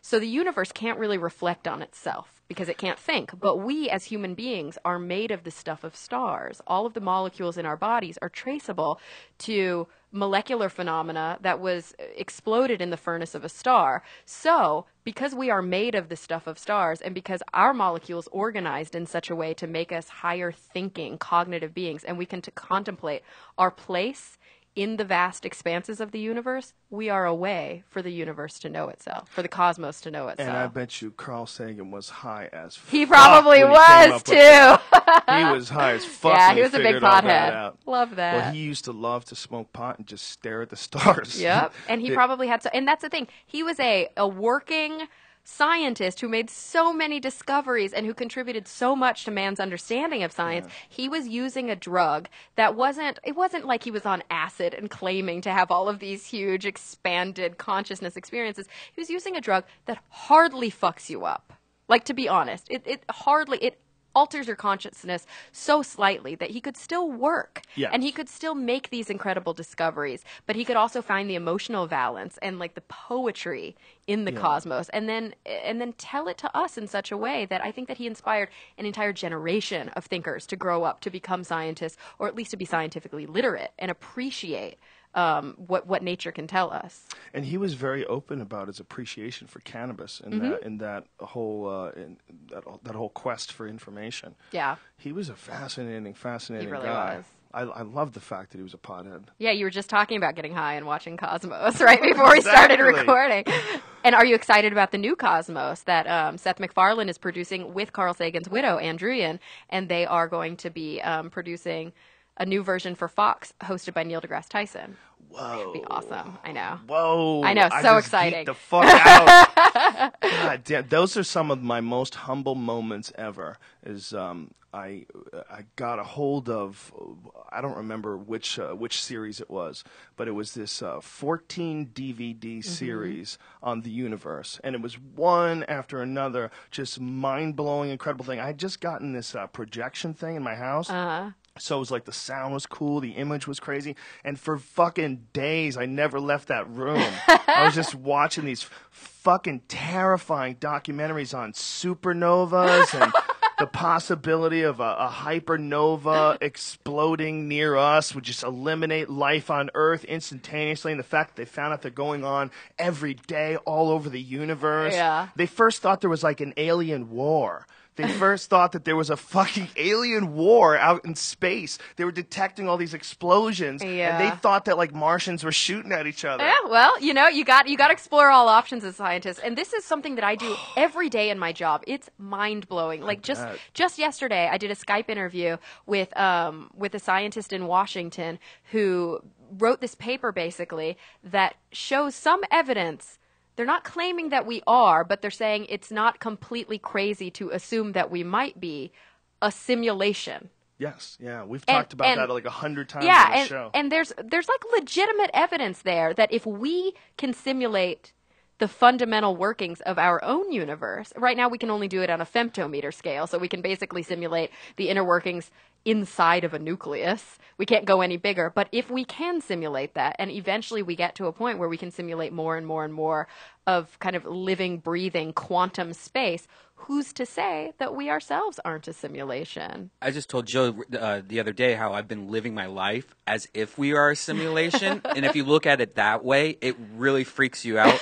And I have this new thing where every time I talk about the simulation, I see an Asian come around the corner, so they're the bodyguards of the simulation.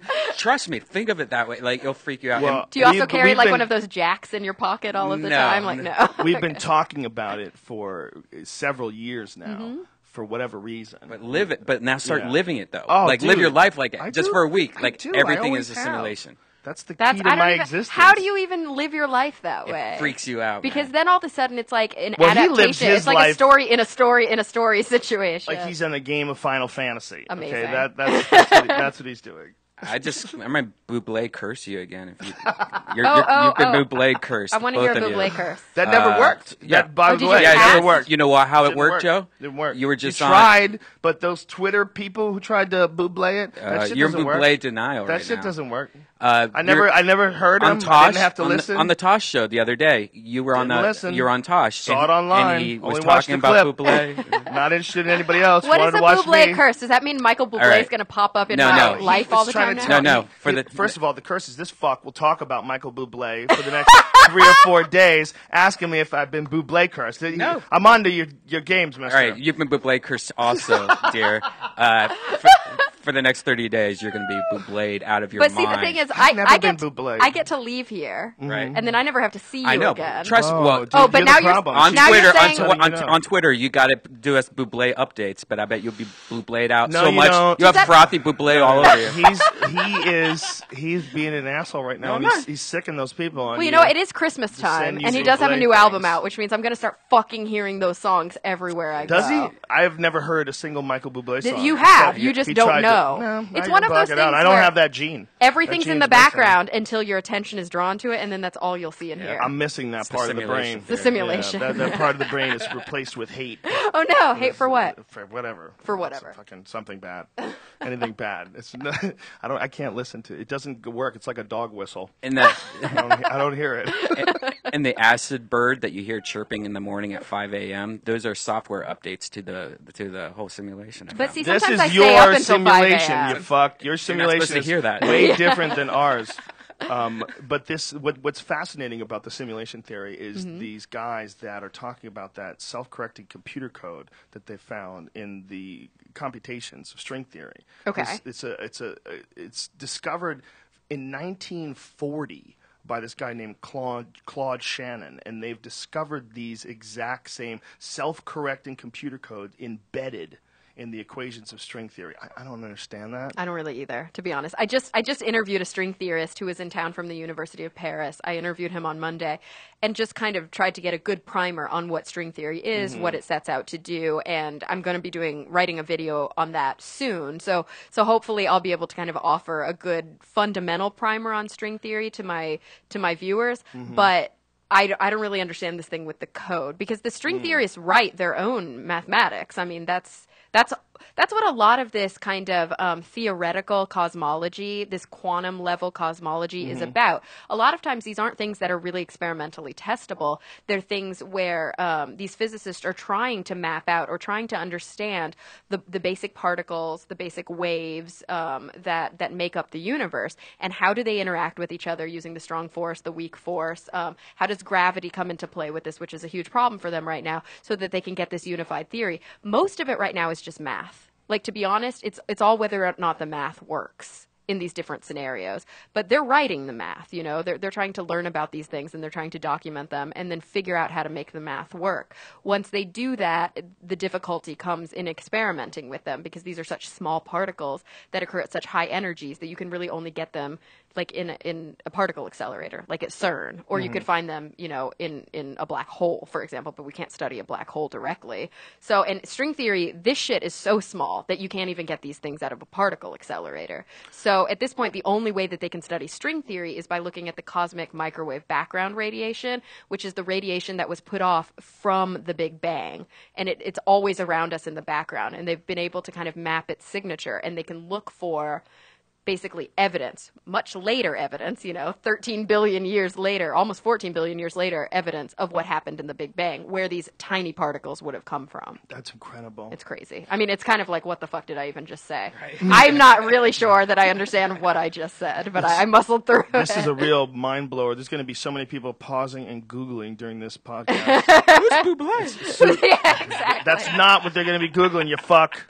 That's Jesus hilarious. Christ, Brian. And so many good things happened this week in science too. Like I had this great thing that it's been floating around Facebook from I Fucking Love Science's Facebook page. If you don't follow I Fucking Love Science, Do you mind if I ask they're you a question amazing. though before you, Yeah, sure. How when these scientists write the code, like when you see those Yeah. documentaries or those shows, whenever they have guys talking about string theory and they're sitting there with a yellow legal pad, Yeah. scribbling furiously, what the fuck are they doing? Yeah, that's I don't know. What are they saying? So they're looking basically at the math of they're trying to look at the universe, and they're trying to describe it in the only language that we can describe those very, very small things in, which is math. So they're looking at all of these forces that help particle A interact with particle B. Maybe there's like a gluon in between. They're trying to look at the electromagnetic forces between them. They're trying to see basically all of the quantum fluctuations of this soup of particles that make up all the things that you see right now. And they could be in any given place. It's very difficult to know exactly how fast they're moving or where they are. So they have to kind of look at a range of states of these particles, and they're trying to work out all of the math to be able to get a whole spectrum of how these particles interact with each other. And once they have a really solid understanding of how these particles interact with each other, then we can start to really understand why an atom looks like an atom, and how that atom combines with that atom to make a molecule of something, and then how all those molecules come. We're pretty good at knowing from the top down, you know? We can look at very big things like universes and subdivide into galaxies and subdivide into solar systems, and then we can even look at Earth and look at all of the life that's on Earth. Within our own bodies, we can look at our organ systems. We can look at us at the cellular level. We can even break down a cell and look at it at the molecular level. But once you get smaller than an atom, things start acting fucking weird, and there's a whole new set of laws that governs the quantum world. Superposition's the freakiest one. Yeah, it's like anything about, you know, because it's so hard to measure these things. It's really difficult to measure their speed and their position at the same time because they're moving, and they're moving really fucking fast, and their properties change depending on what position they're in. And so once you get down to these really, really small, but very high energy levels of the world, then you start to see different theories that try to describe them. And string theory is only one of those theories. It's actually one of the more kind of bizarre theories. A lot of people aren't string theorists in theoretical cosmology, but string theory is one of the most promising theories that tries to combine this kind of Newtonian and Einsteinian view together. So this quantum molecular view, and also having a quantum theory of gravity, which gravity still doesn't really operate the same way that most people think that quantum mechanics operates. So a big problem that quantum physicists have is trying to figure out how to fit Newtonian gravity into the equation so that they can get a grand unified theory of everything.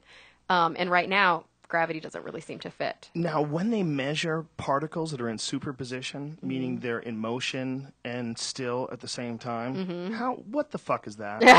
What does that mean? I don't think it necessarily means that they're in motion and still at the same time. I think what it means is that they can only measure them.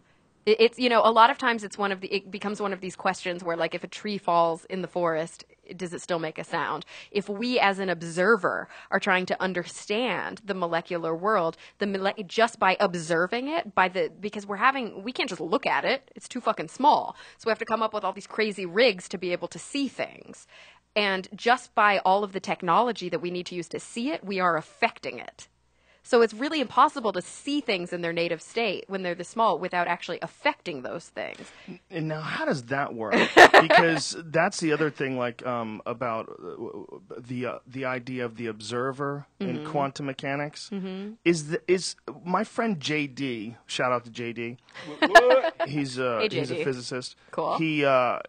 He related to me that the real issue is in measuring it. And that when you measure it, that's the observer. It's not necessarily that you are looking at something or that human intention or visual, you know, your visual cortex is tuned in on something. No. It's just the measuring. The act of measuring itself changes the results. Yeah, because it's not like, we're not talking about big things. So, like, I could look at this water bottle and I could, you know, make judgments about it. I could hold a ruler up next to it and make judgments about it.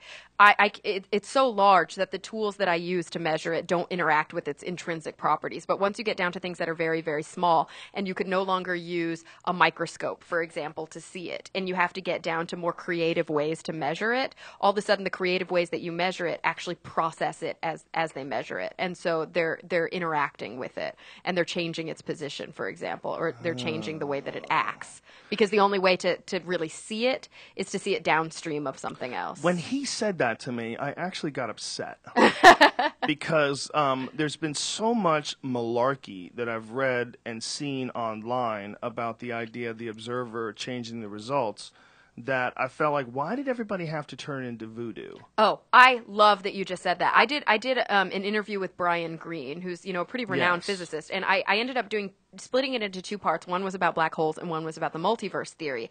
But one segment that we talked about in between that I couldn't really work into a story, it bums me out because it's such great footage, because I asked him, how do you feel about movies like What the Bleep Do We Know? How do you feel about it when people try to take what you understand about the quantum world and what you understand about the cosmos and apply it to like woo-woo pseudoscience and say, oh, but our thoughts are quantum, and now all of a sudden we can use quantum mechanics to describe how we think and how our thoughts live outside of our bodies and all this bullshit. And I mean, he was very explicit that no person who studies this stuff, who's dedicated their lives to understanding this, would ever try to apply it to a region of understanding where the math doesn't make sense. And so all of the people who are trying to shill quantum mechanics as an explanation for thought or behavior or love or any of these woo-woo things, none of them are fucking physicists. Mm-hmm.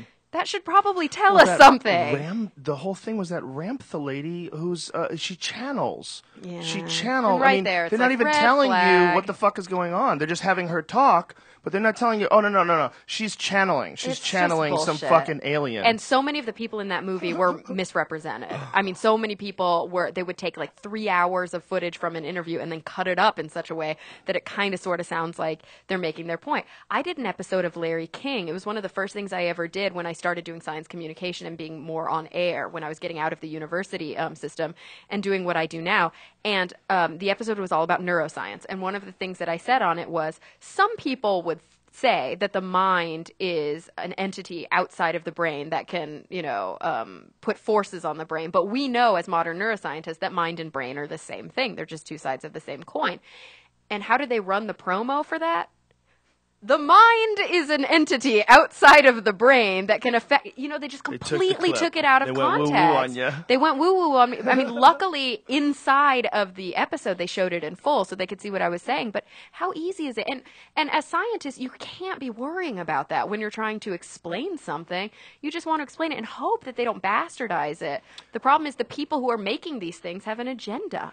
The idea of consciousness or thought being outside of the brain is a very fascinating idea. Mm-hmm. The idea that the brain is actually just an antenna that tunes it all in, and that's why when different areas of it get damaged, that's areas that are designed to tune in to whatever is out there. The idea of the akashic records, the idea that like knowledge and so much of what makes us human beings is actually like virtually retrievable from the air. Well, I think that there's a way to look at that without being woo-woo. Like, I don't think it's physically in the air, but there is obviously this idea that thoughts and ideas, once we put them into language, once we write them down on paper, they do exist outside of us at this point. Somebody else can appreciate them and they can live well past us. But I still think that all of that knowledge was conceptualized, synthesized, remembered, retrieved, whatever, by a physical organ, which is our brain, and that thought is fundamentally a function of brain activity. Like, I'm a really hardcore materialist when it comes to that kind of stuff. What is consciousness, though? That's what's really fascinating. It's like, what the fuck is that beautiful organ tuning in? What is when you're at your hype level, when you're locked on to some crazy explanation and you're very passionate and like, what is that's coming through that brain? Well, I don't think it's not coming through the brain. It's being created by the brain. Right. And to me, it's the same thing as saying, like, what is it when an athlete is at peak performance and their heart is working the best way that it can possibly work? The problem is the brain is so much more complicated.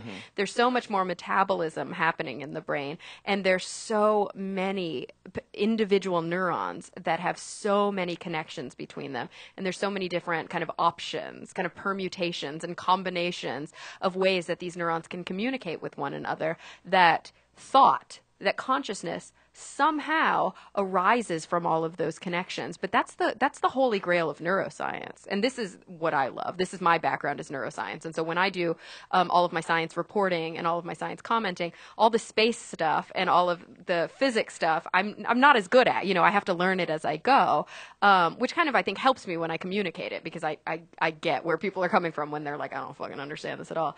The neuroscience stuff is like my bread and butter. That's what I love. And that is the holy grail of neuroscience. So when you hear like Deepak Chopra type dudes talk about consciousness being non-local, my eyes rolling. Like Deepak Chopra, it's really hard for me to not just discount everything he says. Really? Everything? I know that there's truth there, but he's a woo peddler. He's a woo peddler. I really think he is. I do. And Chopra, Eckhart Tolle, that's hilarious. Tony Robbins, is that his name? Greg Fitzsimmons loves Eckhart Tolle. He's Eckhart reading his Tolle book is right now. Probably the least huckstery of all of them, but he's still... Well, what do you think is huckstery about providing motivation to people and giving people sort of a framework to work on as far as living in the now and taking charge of their life, especially if it's something that someone like Eckhart Tolle had personal success with. So compare somebody like Eckhart Tolle to... Well, how about Anthony Robbins? Yeah, compare an Eckhart Tolle or an Anthony Robbins to, for example, somebody like, what's his name? I was able to... God, no. I was able to interview this really interesting guy who has a PhD in molecular genetics and then moved to the Himalayas to become a Buddhist monk. His name is Mathieu Ricard, and he's a French Buddhist monk. And he talks about mindfulness meditation, and he talks about the neuroscience of the things that the Tibetans are doing right now. But he's not trying to make money off of it. Mm-hmm. And I think that is a fundamental kind of red flag for me. I'm not saying just because somebody's trying to make money, they are selling snake oil. Right. But first of all, what's the motivation? That has to be the first red flag. And then you go into what is it that they're saying. If they're trying to use science and they're trying to kind of go in and pick and choose the science that tells the story the right way, and then they're making these really broad leaps from that science, it makes me nervous. Mm-hmm. So it's one thing if you've got like a motivational speaker who's just like, I know this about the world and I'm not basing it on anything, but if you like me, come follow me. And it's like, that's fine. I mean, what is that? That's like culty behavior, but that's fine. But when people pick and choose how they want to use science and how they want to bastardize science to meet their needs, it makes me nervous. I did a piece recently about the power of positive thinking. I've also done a piece about the power of prayer. And I went through the literature and I tried to find examples where positive thinking actually helped people. And there's just no good evidence that thinking positively is going to actually bring goodwill to your life. Like The Secret, this like, well, if I just want it bad enough, I'm going to make a bunch of money.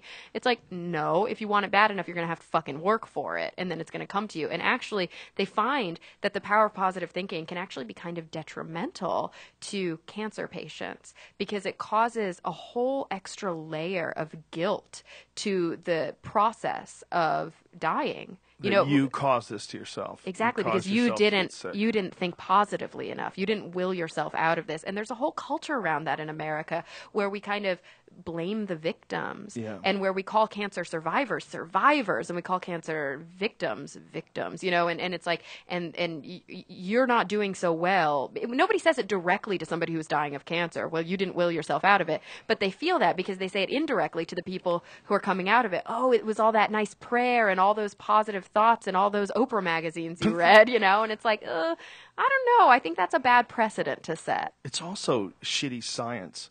Because if you're only looking at the group that was successful. What exactly. What about all the people that died? Yeah, and that's the thing. failed. I tried to look at a lot of those studies and I tried to compare, and I found enough stuff out there that kind of shows that the power of positive thinking is not a real thing. Also, that shows that prayer is not a real thing. I disagree that the power of positive thinking is not a real thing. I think it's a good way to operate and live your life in a happy manner. And that will probably lend you to being more successful. You'll have less hurdles. It's like talking about karma, like in some sense, karma is totally real because if you're a fucking nice person and you're just, you do goodwill all of the time, sometimes shitty things are going to happen to you, but most people are going to be nice to you too. If you put bad karma out there, to me, what that really means is if you're just a fucking asshole all the time, people are going to be an asshole back to you. Like that's obvious, but I don't believe that karma is some sort of cosmic force that says you store up goodwill with the universe and then the universe pays you back in some way. We feel that it is because that's how it applies to us socially.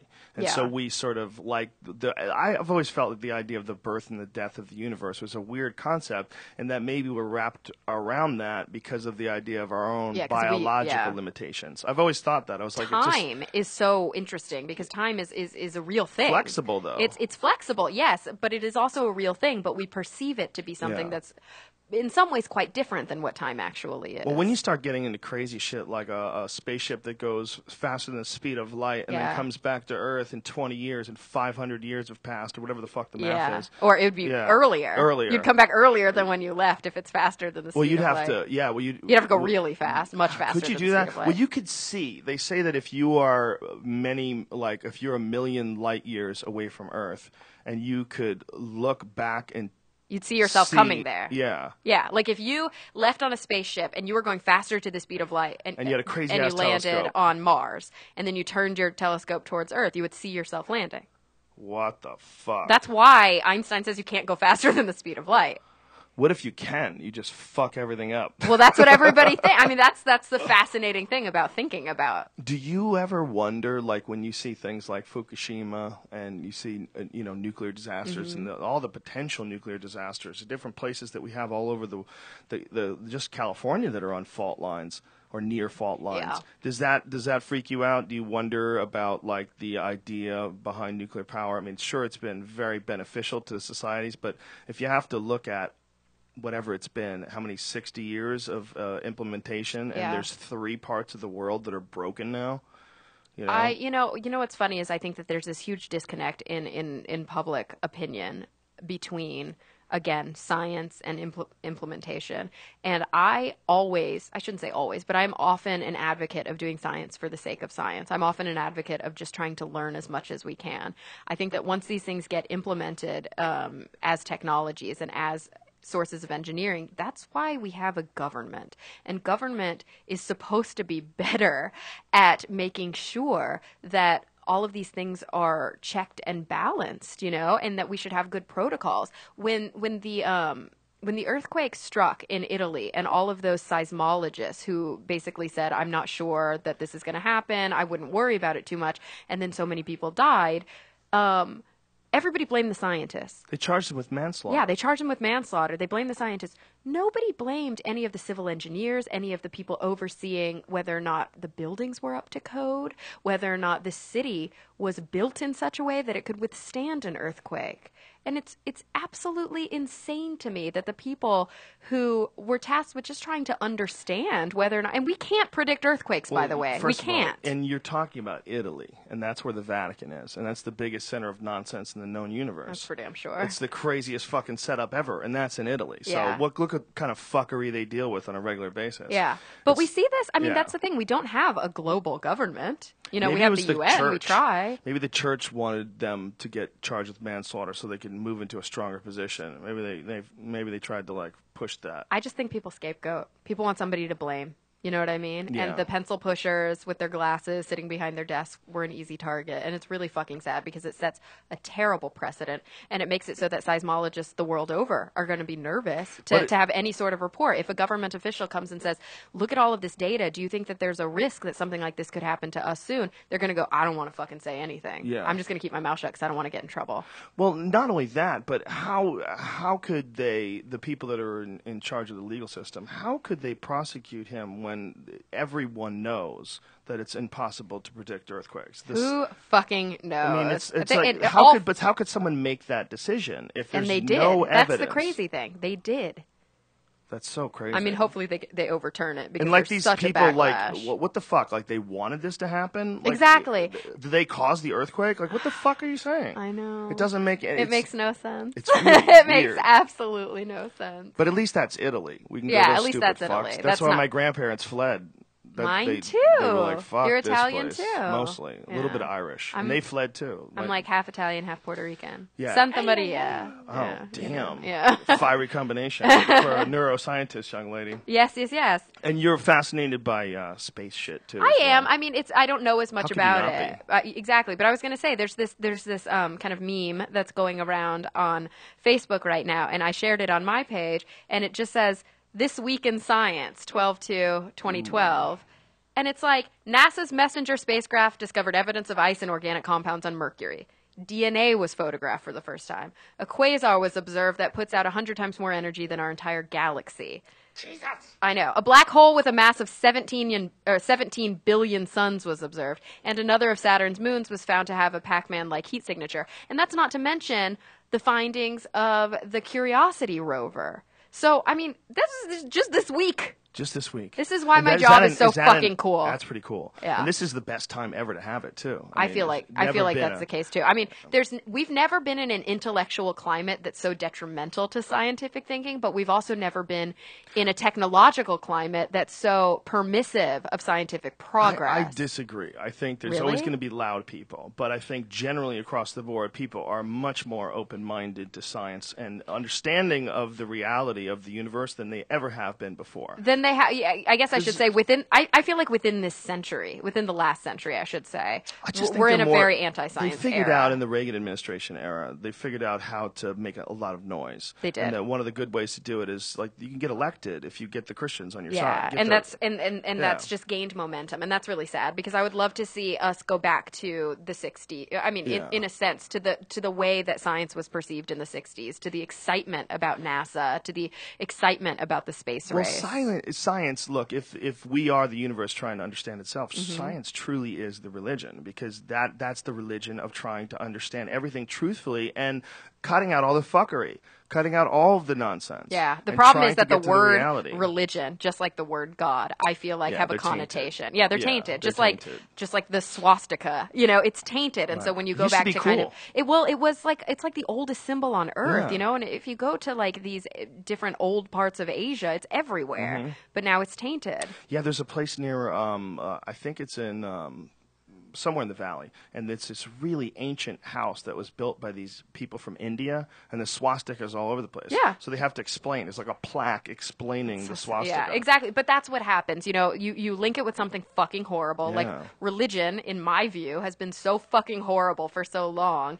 It's tainted. And the idea of God immediately draws up a Christian ideal of like a white bearded guy living in like on a cloud or some shit that's going to cast judgment on you. So when people talk about, yeah, but I see God more as I'm like, call it fucking something different because it confuses me every time you use the word God. Yeah, maybe It's just, God is just truth.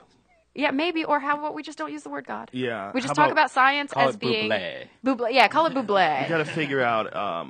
But science a is new- just incredible. It's incredible and it's awe-inspiring. And learning about our own existence is why we are. So you feel like consciousness is really just a byproduct of all these different synapses firing and all these different cells charging and igniting and filling with thought and tension and instincts and genes.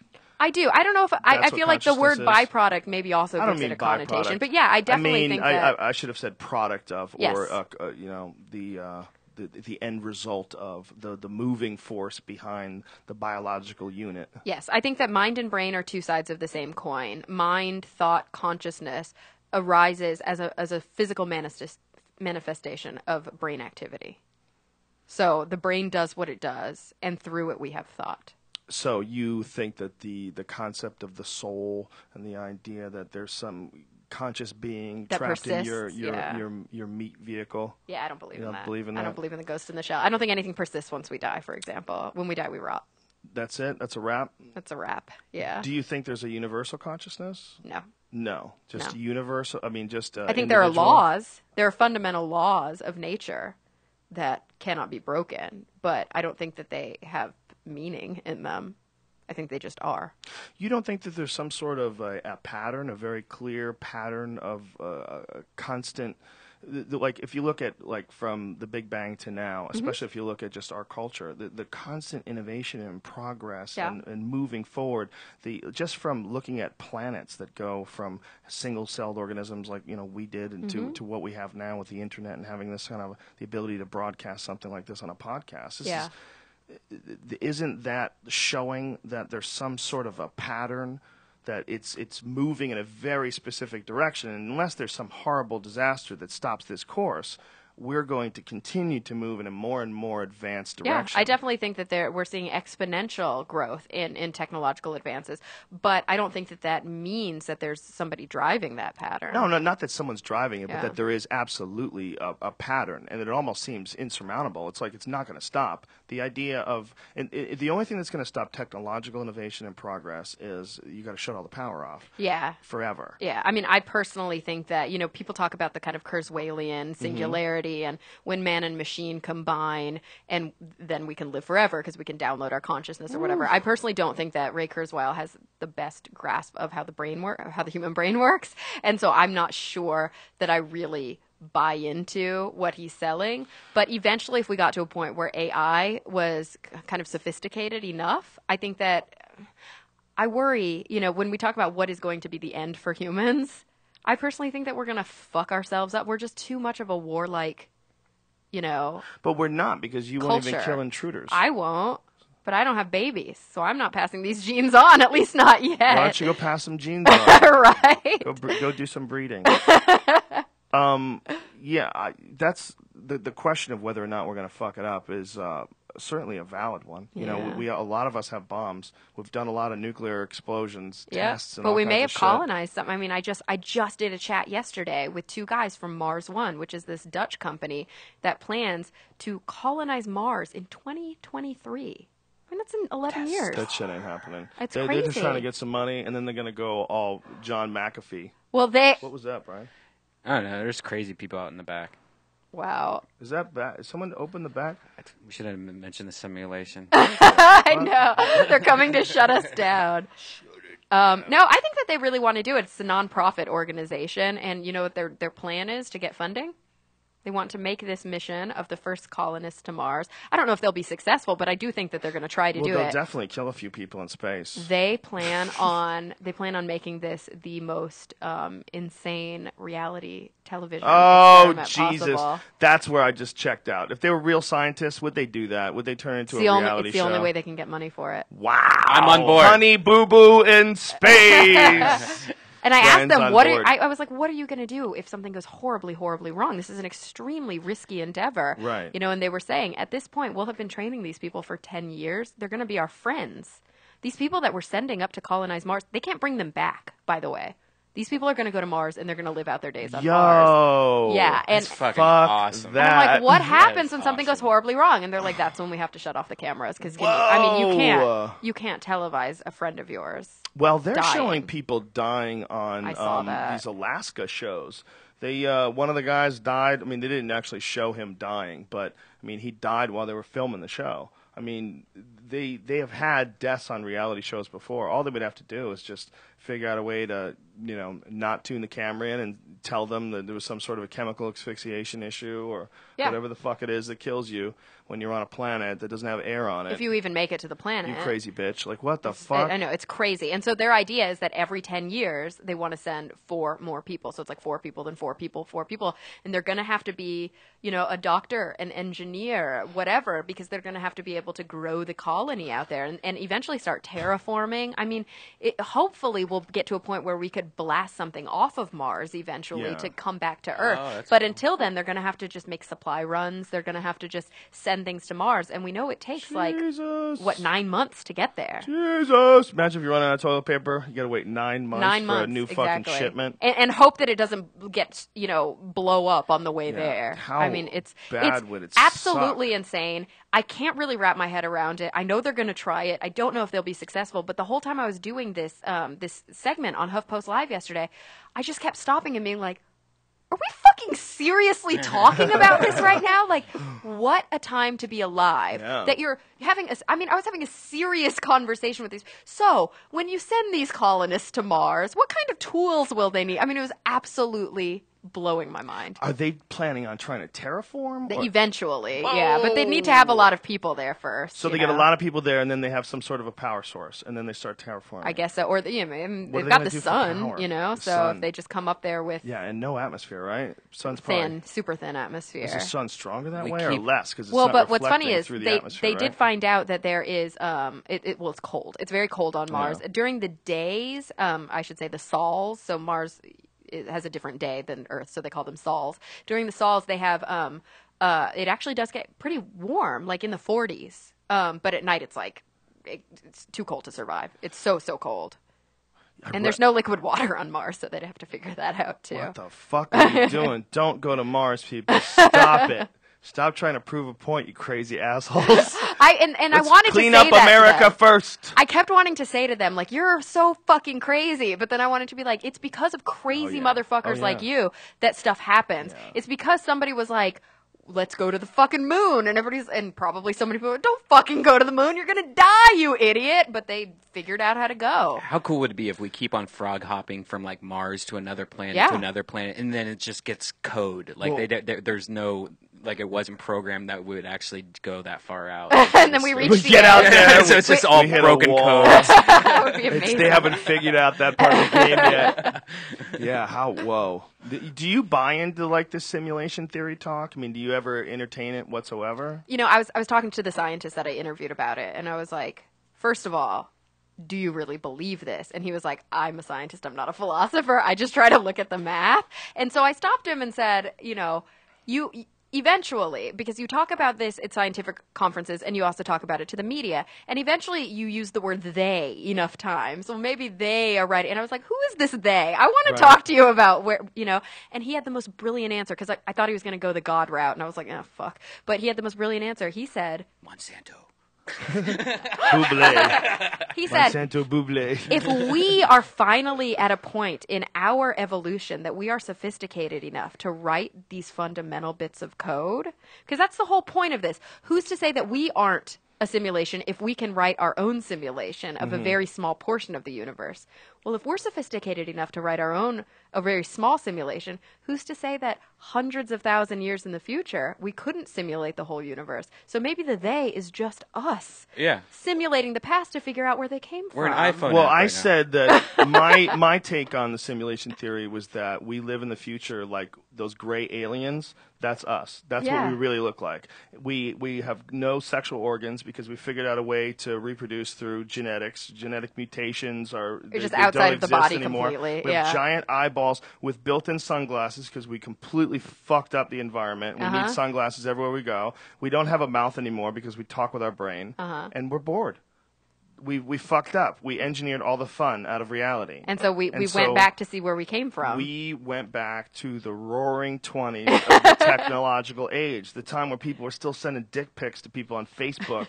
And nutty shit was still going on. No one knew the rules. This is the Wild West of the internet age. That's and true. We live in a future that's just not fun. We've engineered all the good times out of it. And what we've decided to do is go back to the roaring 20s of when it all was fucking wild and crazy, and you could get BitTorrent still. When we were watching Rejected. You guys remember Rejected? Yeah. My spoon's too big. Y'all remember?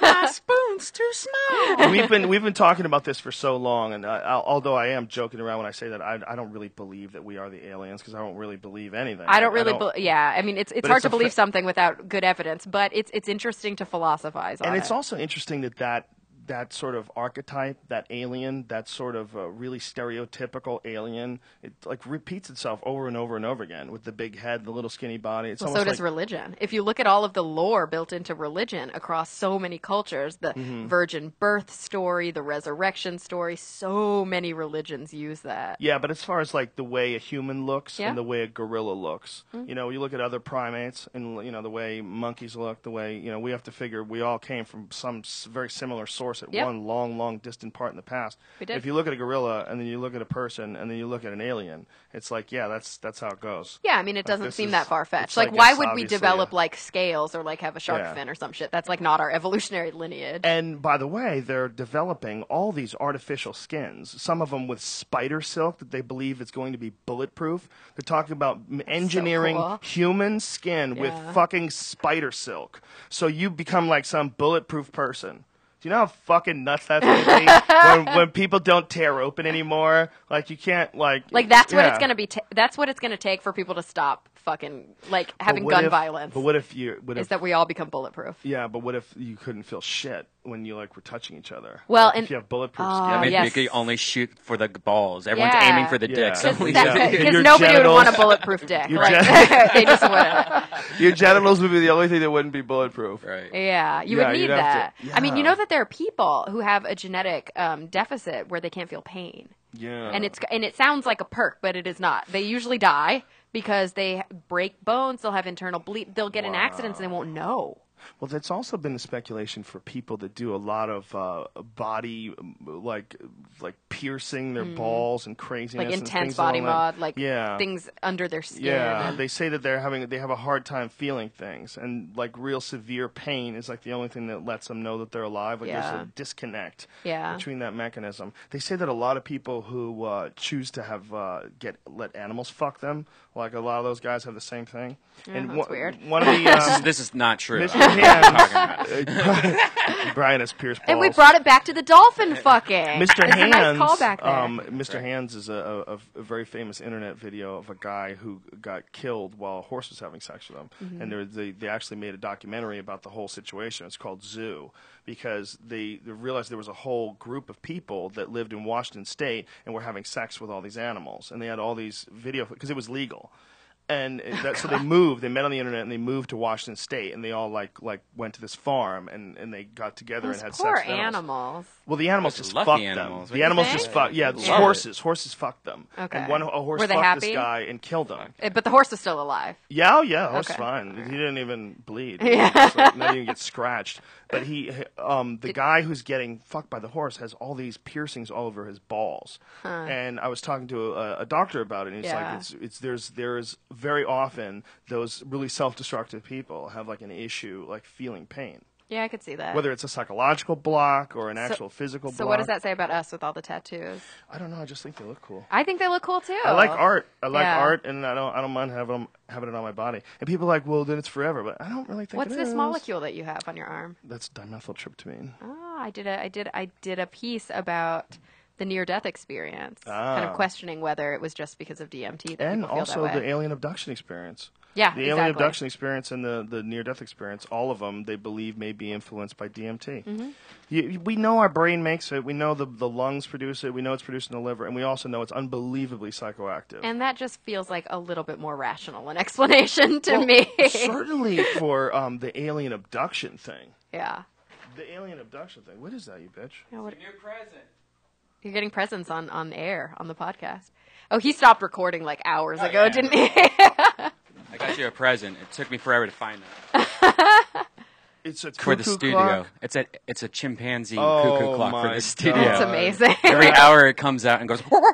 That might be the cutest thing I've ever seen in my life. Thank you, brother. That's Yeah. awesome, man. Oh, I love it.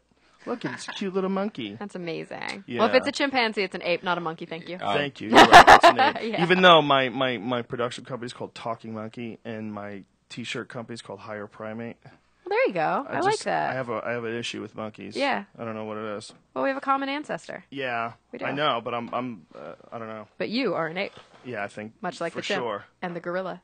Yeah, what's the difference? Monkeys have tails, right? And they're more cunty. There's only 5 apes. There's 5 great apes. So there's us. Great. Let's ape. see. Can we name them all? Us, gorillas, orangutans, chimpanzees, and bonobos. And also, there's a lesser ape. What's the Don't lesser? say it. That's rude. Yeah, No, don't I know. be It's racist. like it's not a baboon. Don't It's be a, racist. I can't remember. And then the rest are monkeys. The rest of the primates are monkeys. Do you believe that there is an undiscovered primate living in the Pacific Northwest that people Oh, believe Bigfoot? that they know is Bigfoot? Do you- No, I No? don't know. That we have to ask everyone now. Come no? on. Like, Who we would killed have found Tupac? it already. Do you know? Okay, first of all, do you know who says yes? Who says yes? Jane Goodall. She's convinced. She thinks there's a Yes. Bigfoot? Yeah, Oh, that's she's interesting. convinced. Huh. She said that there's far too many stories that are exactly the same. The images throughout time. But that's there's how mythology a works. pictograph over Does she 1,000 think there's a years Loch ago. Ness too? Hey, she wants to believe. She wants to Yeah, believe. I guess so. I'll believe it. I'll believe it when I see evidence. Well, of it. you know, they know that it's they know that a Gigantopithecus existed alongside human beings as recently as 100,000 years ago. In fact, there was bones of them that were discovered in like one of those Chinese medicine places. What's a Cantopithecus? Gigantopithecus is an actual Gigantopithecus. bipedal ape that existed as recently as 100,000 years ago, Yeah. possibly more recently. Lived alongside people. It was 8 feet tall, huge. Where? And Asia. And Huh. it may have came down the Bering Straits along with people. And the idea is that if they were intelligent, and they probably are, just like, you know, if they're bipedal, they might be the only other. I mean, Did we fuck them? Because we fuck For Neanderthals. sure. I mean, there's Neanderthal DNA in many humans. Yeah, but isn't that under dispute whether or not we fucked them and whether or not we just have their trace DNA in our system? How would we get it without fucking them? I'll pull We that fucked up them. because I don't understand. We fucked them. Do you think we fucked them or they fucked us? Or they fucked us. Either one. Did they fuck the girls or did the I men th- fuck the I don't the know, but we females? probably double fucked them because they are no longer around and we still are. Yeah, we totally fucked There's them. actually I'm going to do a piece on it. I just got my kit in the mail. Nat Geo has this like genotyping, or this, not genotyping, but this genographic project where you can do a cheek swab, send them your DNA, and they will give you, like, the background of your ancestry. Yeah, I'm which all is monkey. They're so going to find cool. out I'm not even a It's fucking gonna be like monkey human. through and But through. it's something like you have to do a monthly thing. I was going to do it, but then I found like it was ya? a subscription, some kind of Oh, subscription. Subscription. I don't A have study that. cast doubt. Yeah. Here it is. Study cast doubt on human Neanderthal interbreeding theory. Cambridge scientists claim DNA overlap between Neanderthals and. Notice how I said Neanderthals? Neanderthal, This is yeah. a smart person on Yeah. the podcast. You fucking apes. And modern humans is a remnant of a common I ancestor. see. Yeah, it could be that. That could be the Yeah. case also. Huh. Or we could have fucked them. Come Or- on, how do they really know? For sure we could. Well, somebody fucked one, no doubt. If they were No alive doubt. at this, it's just whether or not they ever encountered.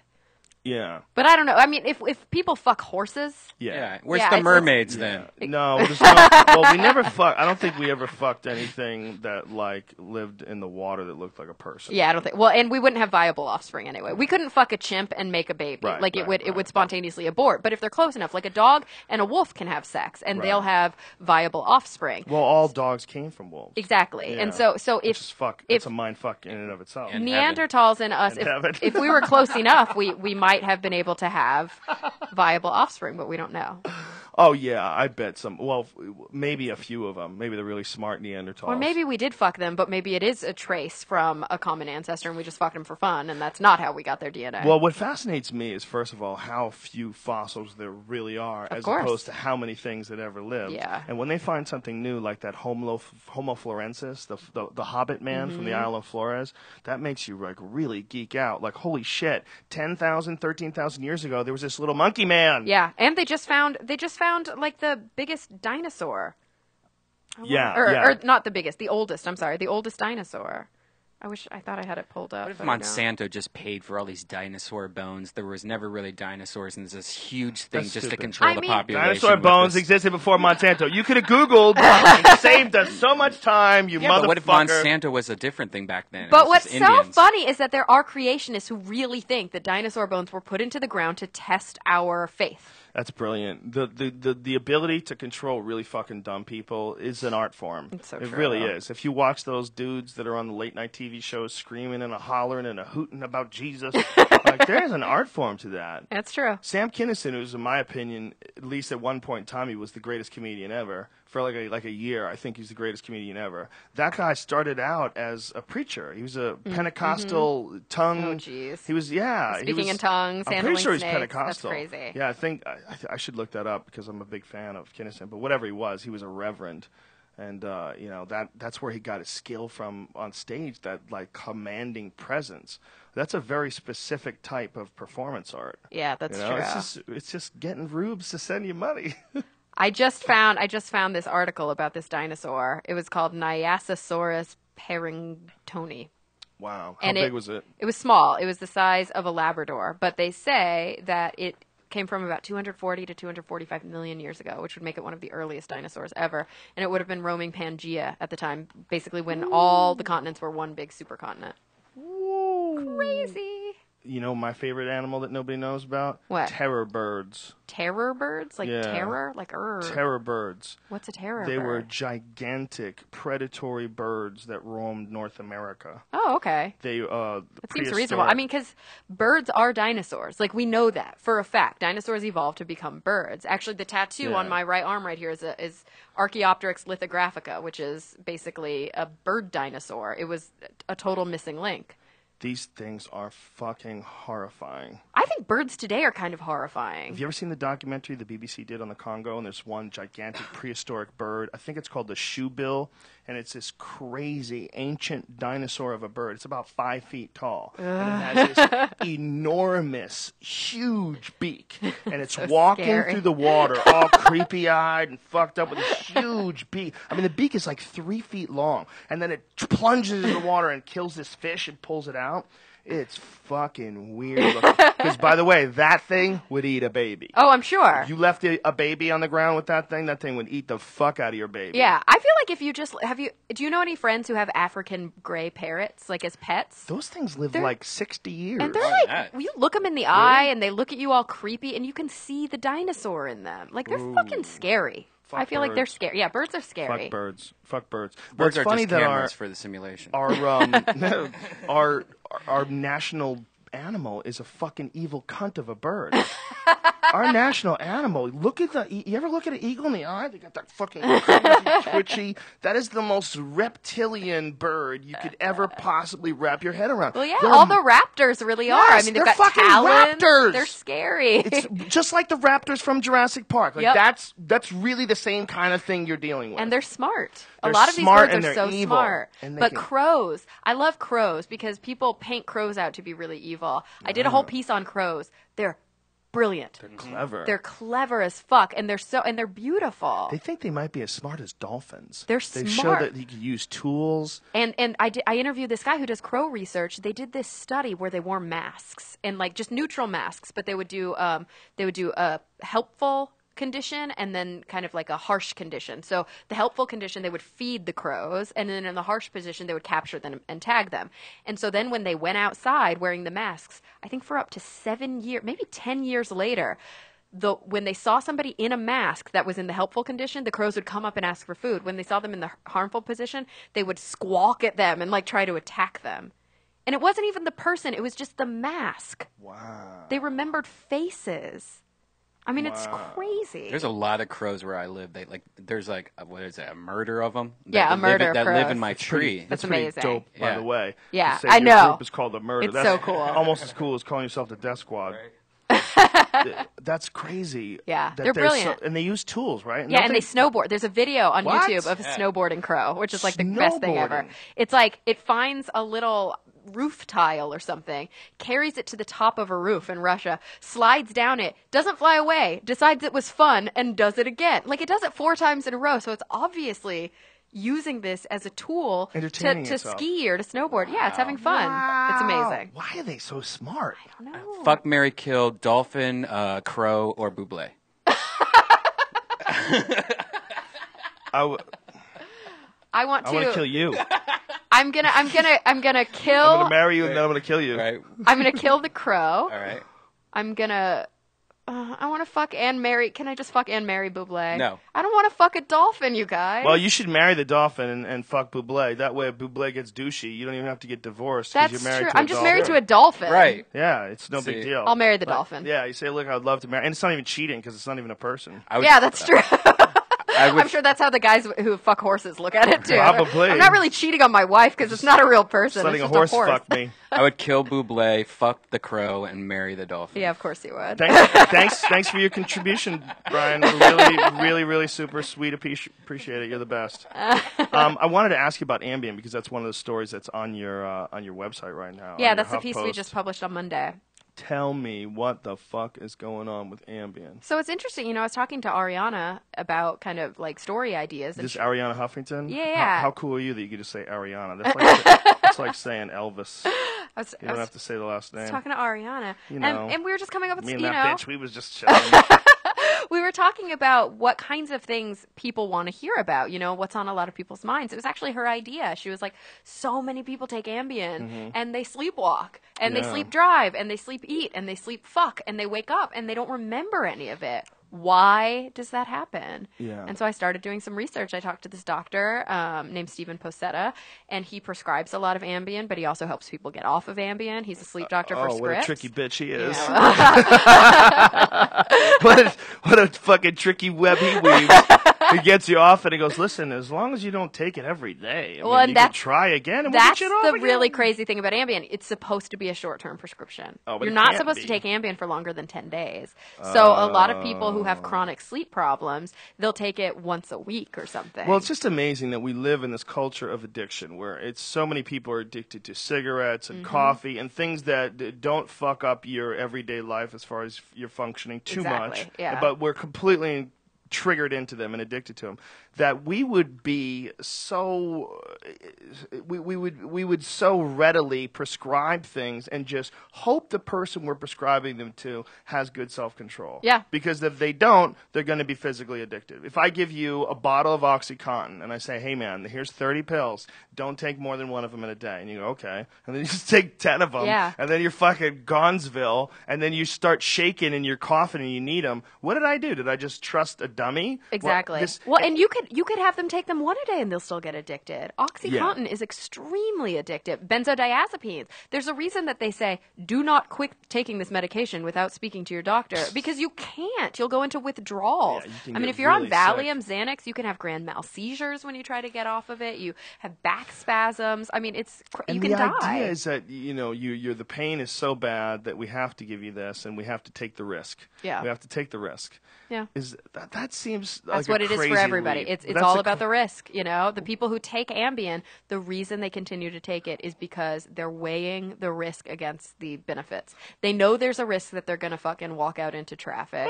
They know that, but their lives are so destroyed by not sleeping that it does help them. It actually bothers me because I did this piece and all these people are like, oh yeah, what pharmaceutical company paid you to, or like, or this is so anti-big pharma. Everybody thinks that you have an agenda when you write science, but really I'm just trying to look at the available evidence and write about it. A lot of the available evidence when I looked into Ambien showed that it's risky. It's really risky, a drug, but it does help people.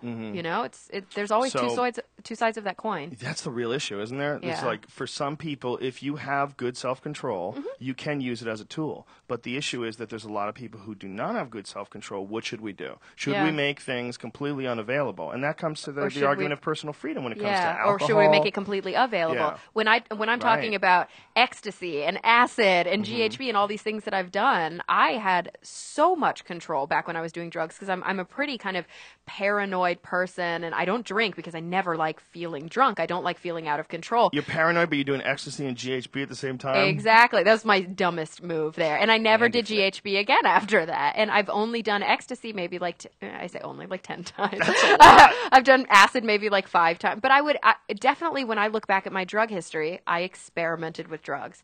I would never became addicted to any drug I ever did.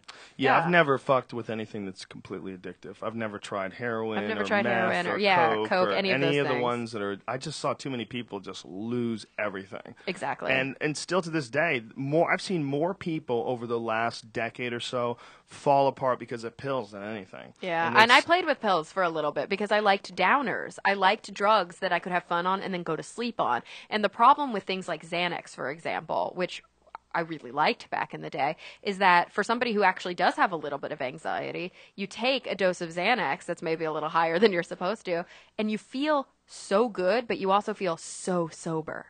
Like, you're fucked up in that you feel more sober than you've ever felt in your life. And so you're talkative, you're warm, you're emotional, but then you can go to sleep at night.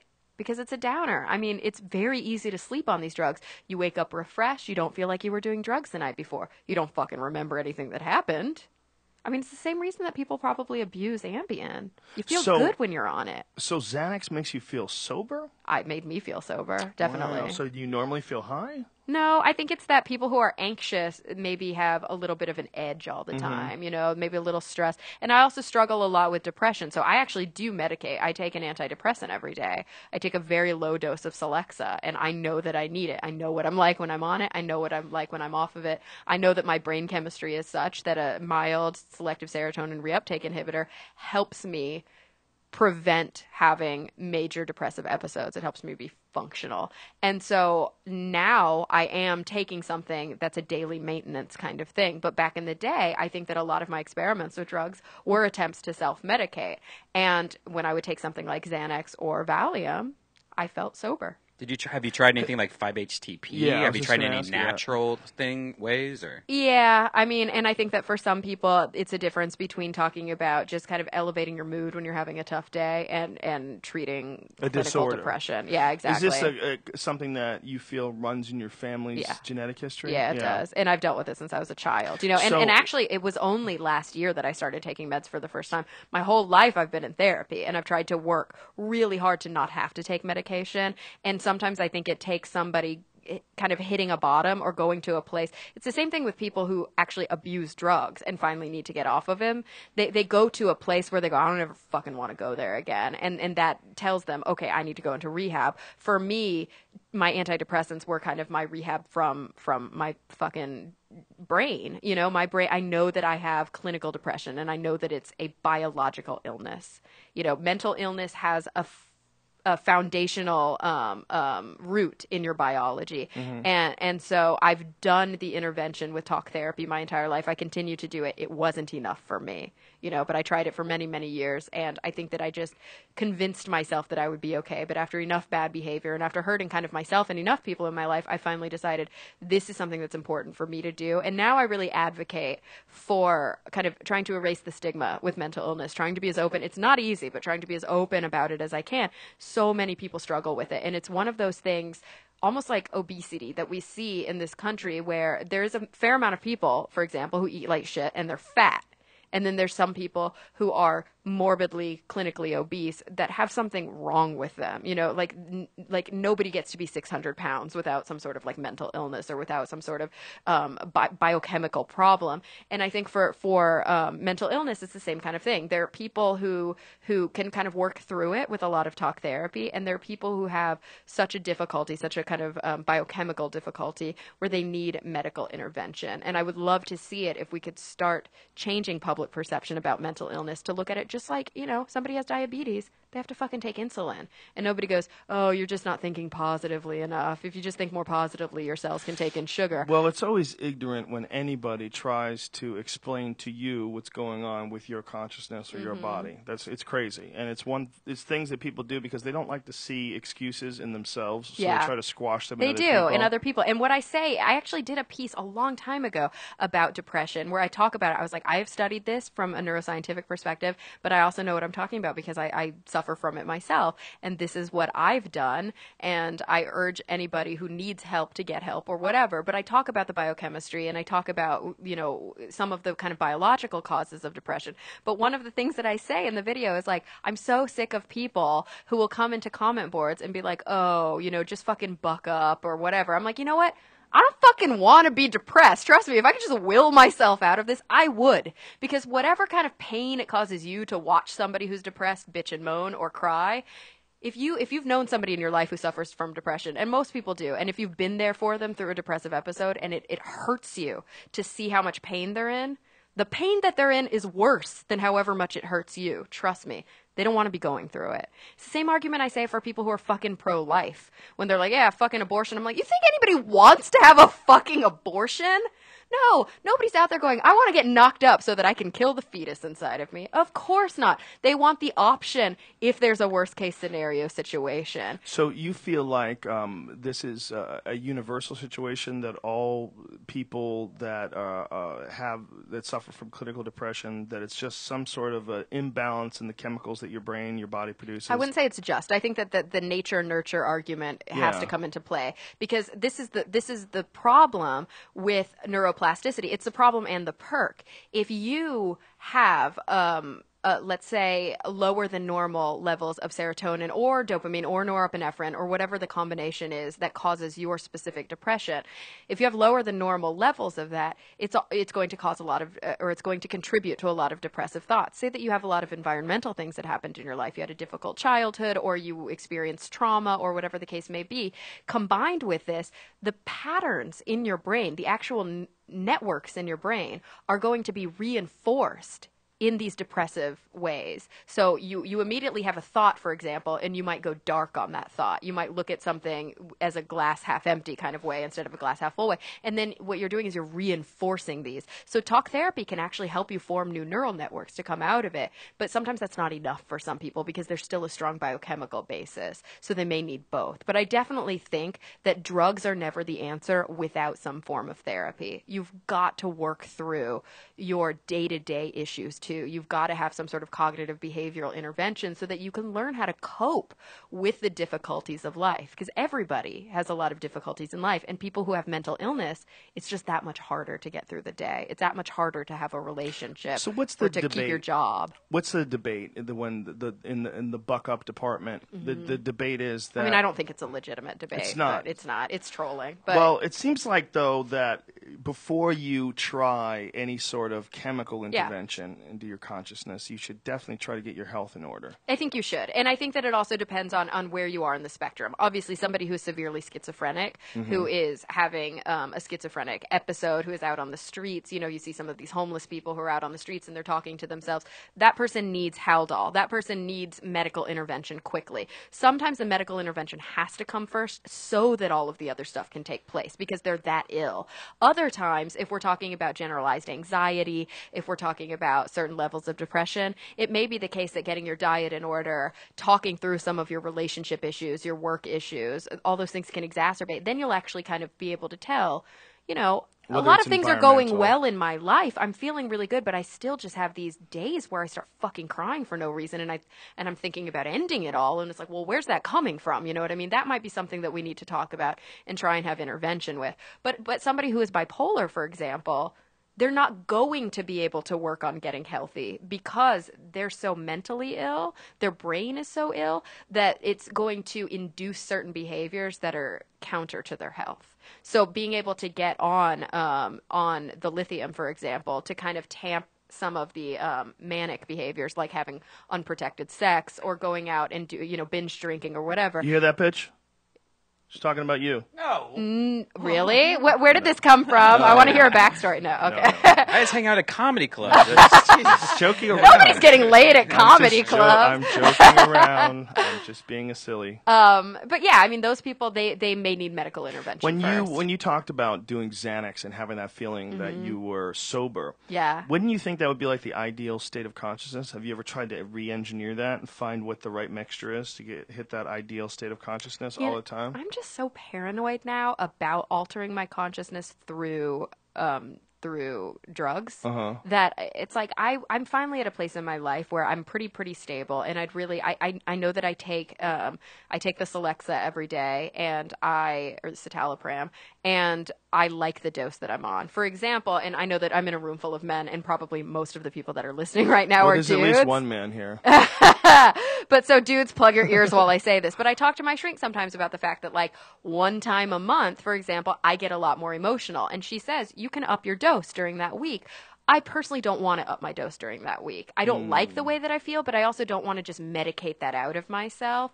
I'm on the right dose right now that I can still cry. If something sad happens, I still cry. I'm not a zombie. I'm not numb to my emotions. So I strange. found the right level so that I don't always just cry for no reason, or so that I don't have like a major depressive episode that I feel like I'm never going to get out of. Because that, I think, I can't speak for anybody else, but for myself, the way that my depressive episodes worked, or they happened, was just like if you've ever taken acid or you've been on a drug, at a certain point, you're like, this is never going to stop.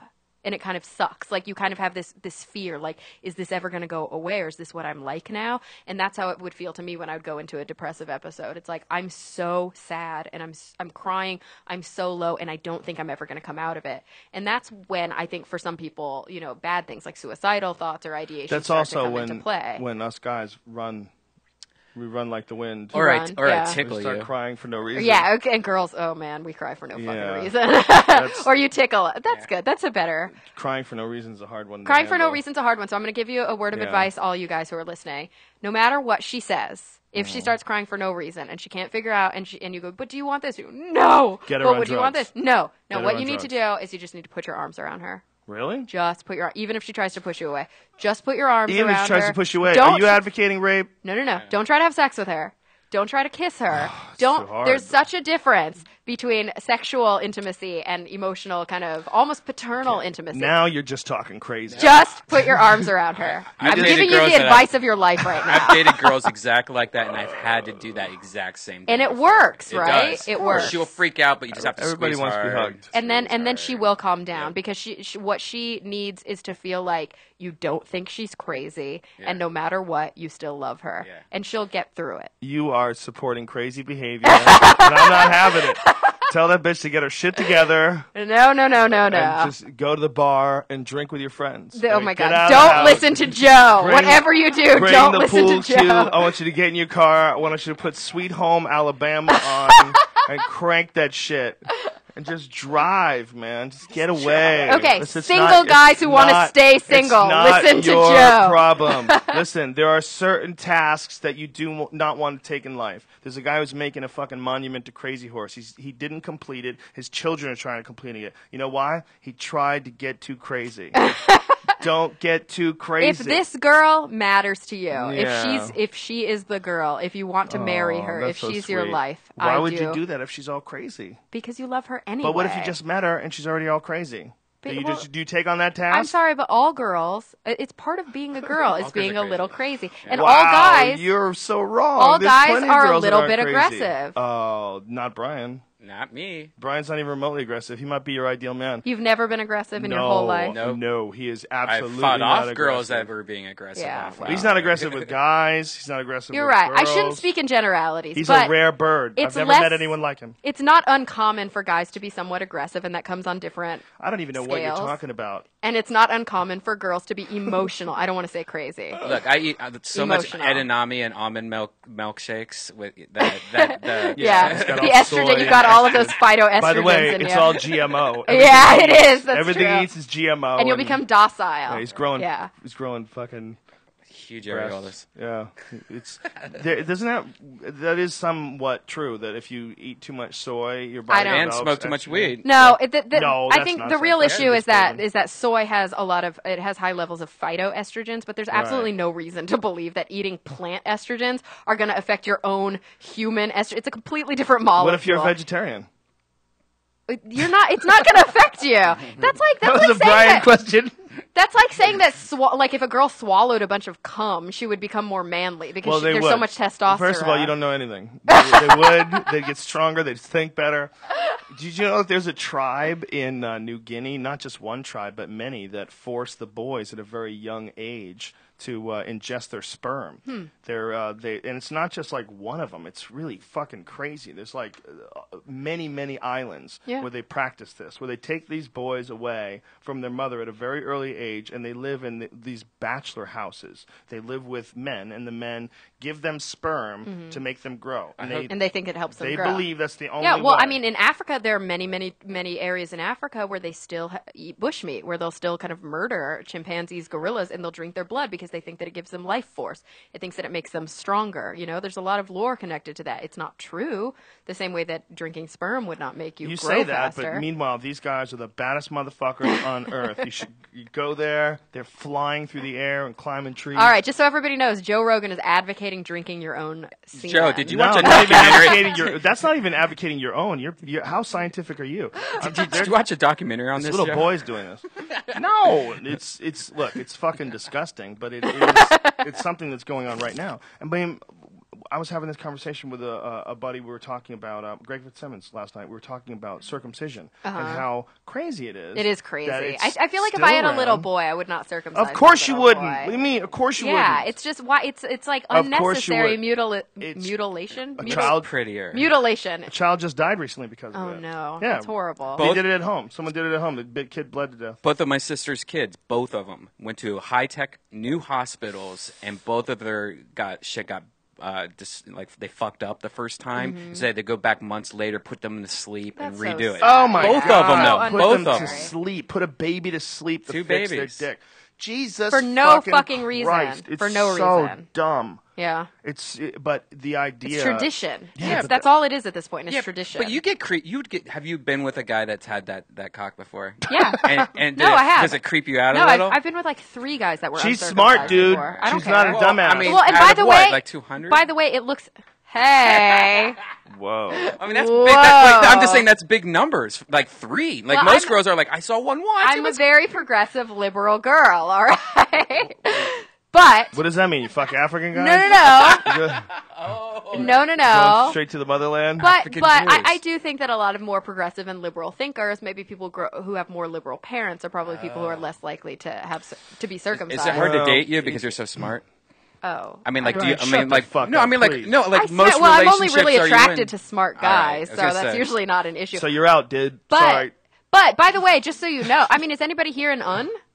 You're all circumcised an here? un? Yeah, that's what we call them, an un. Oh, no. I no, call I'm them- You're all circumcised. circumcised? No. Yeah. So Trunk monkeys. guys who are uncircumcised, by the way, in case if you don't know, it looks the exact same when it's hard. Yeah, we've seen porn. It looks the same. We know. Why does it freak anybody out? The extra skin freaks people out. Because That's I'm what it always is. hard. Whatever. The sleeping bag Stupid. weenie. It's That's what- nonsense. that's what- It's the sleeping bag weenie. yeah. It's one of the dumbest things that human beings still do. And do under the guise really at the lowest levels of it when the Orthodox Jews do it, Yeah. when the rabbi has to suck the baby's penis to stop the blood. All right, I don't want to talk about Yeah, you don't want to talk Yeah, about that. that makes again. me really uncomfortable. It's craziness. I know. It's Fucking religion. Can we Beyond just say that? craziness. Fucking religion. Yep. Yeah, indeed. How much shit do you take, like, if you do something like this, how much shit do you take on Twitter, like, from people that are Bible bangers? Do you get- I don't have that many Bible beater followers, so I People think they are kind gonna of know. find out because they're going to troll you and pretend they're Bible beater They followers. might, because I am an atheist and I say it a lot, you Right. know. So That pisses hopefully people they off, know. doesn't it? It kind of does, but Yeah. I feel like I did an episode of this internet show called The Point, which is a Young Turks spin-off show, and it's like an hour long just talk, 3 people in a panel and a host, and I hosted an episode that was all about atheism, and I made sure that everybody on the panel was an atheist, and a lot of people were like, oh, it's so one-sided, and I was like, no, this isn't a fucking debate as to whether or not God exists. That's not the point of this show. The point of this show is to show you what it means to be an atheist. Where do we get our morals? What kinds of people are we? We've got to start getting rid of the stigma, because honestly, atheists take more shit than a lot of minority groups, and it's one of the biggest minority groups out there. But if you look across the board in positions of political power, it's a fucking death wish if you tell your constituency that you don't believe in God. You're not going to get elected. Yeah, it's amazing. The idea that doing things for just because they're the right thing to do and it's great for the community, like that's never considered. Like the people have to have some sort of a belief and some sort of a... Yeah, that they can't possibly get their morals elsewhere. Yeah, it's impossible unless there's a deity involved. It's so funny when people are like, yeah, but thou shalt not kill. And I'm like, really? If there were never any Christianity, if there's never any Bible, or I should say Judaism, because it's in the first 10 books, if that never existed, we just would all be like fucking killing each other. Nobody would ever stop and go, probably we shouldn't kill each other. It's so fucking Like, it's stupid. insane. Well, it's just so weird, like, as we were saying before, that, like, there are positive aspects to the idea of living your life in, I want to say a pious manner, but, or a spiritual manner, because that's really tainted, too. A moral moral yeah. manner. I and, strive to be as moral as possible. and loving. Yeah, Like, it's, golden rule. Like, I feel like yeah. the golden rule is so kind of, it applies to everybody. Do unto others as you would have them do unto you. And it's possible that if everybody followed that, most of the disputes that people have could be worked out. Yeah. If you really treat people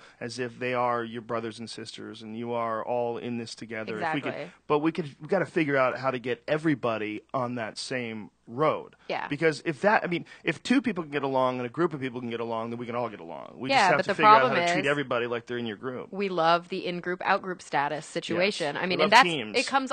everything comes down to that. Everything comes down to in-group, out-group psychology. Whether it's religion, whether it's politics, it all comes down to us versus them. And it feels like so many people need a them in order to define an us. Well, they need that with Mac versus PC. They need it with everything. They need it with Samsung. and I say they, yeah. but we do too. I'm sure that we fall Verizon victim versus to this. AT&T.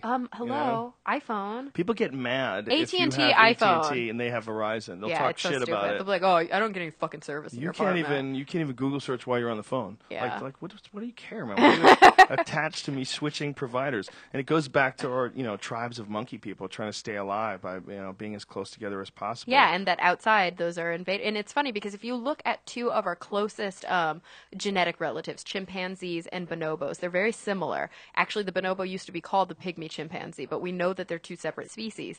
The bonobo only live in a certain part of the Congo.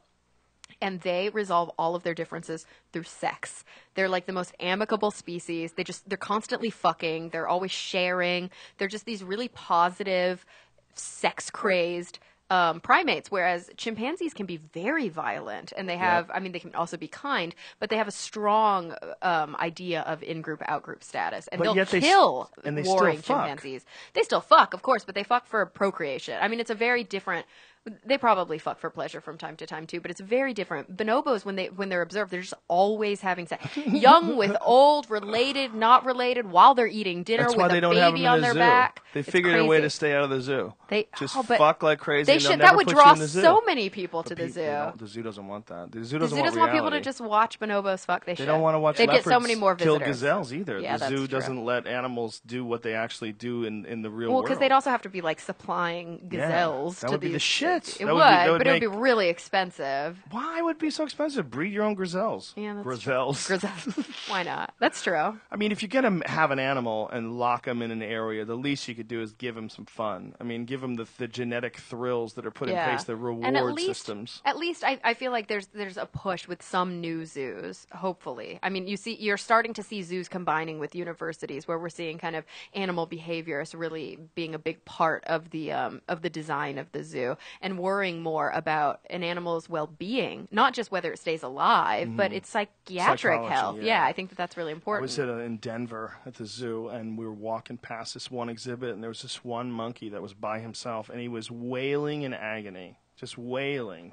And you could tell he was going nuts. He's in this cage. People were spinning around, staring at him. There's nothing to do but swing from this rope to that rope. It's a very small area. sad. And he was just screaming. And it was like a tortured soul. It was like listening to someone go insane. Yeah. Poor monkey. That's fucked up. You know, how much is it worth to watch that guy in real life? Wouldn't it be better to like have him in the jungle and make a DVD of it and put it up on a big It screen? would, but this monkey might have been born in captivity. Yeah. You know what I mean? It might not be able to go back into wild because it would just die. But it's like when you go by someone's yard and they have a dog, a big dog in a tiny little yard. The dog's going fucking crazy. I know, Like, it's that's really not sad. cool, man. It's not cool. You're torturing this animal. You're fucking with its life.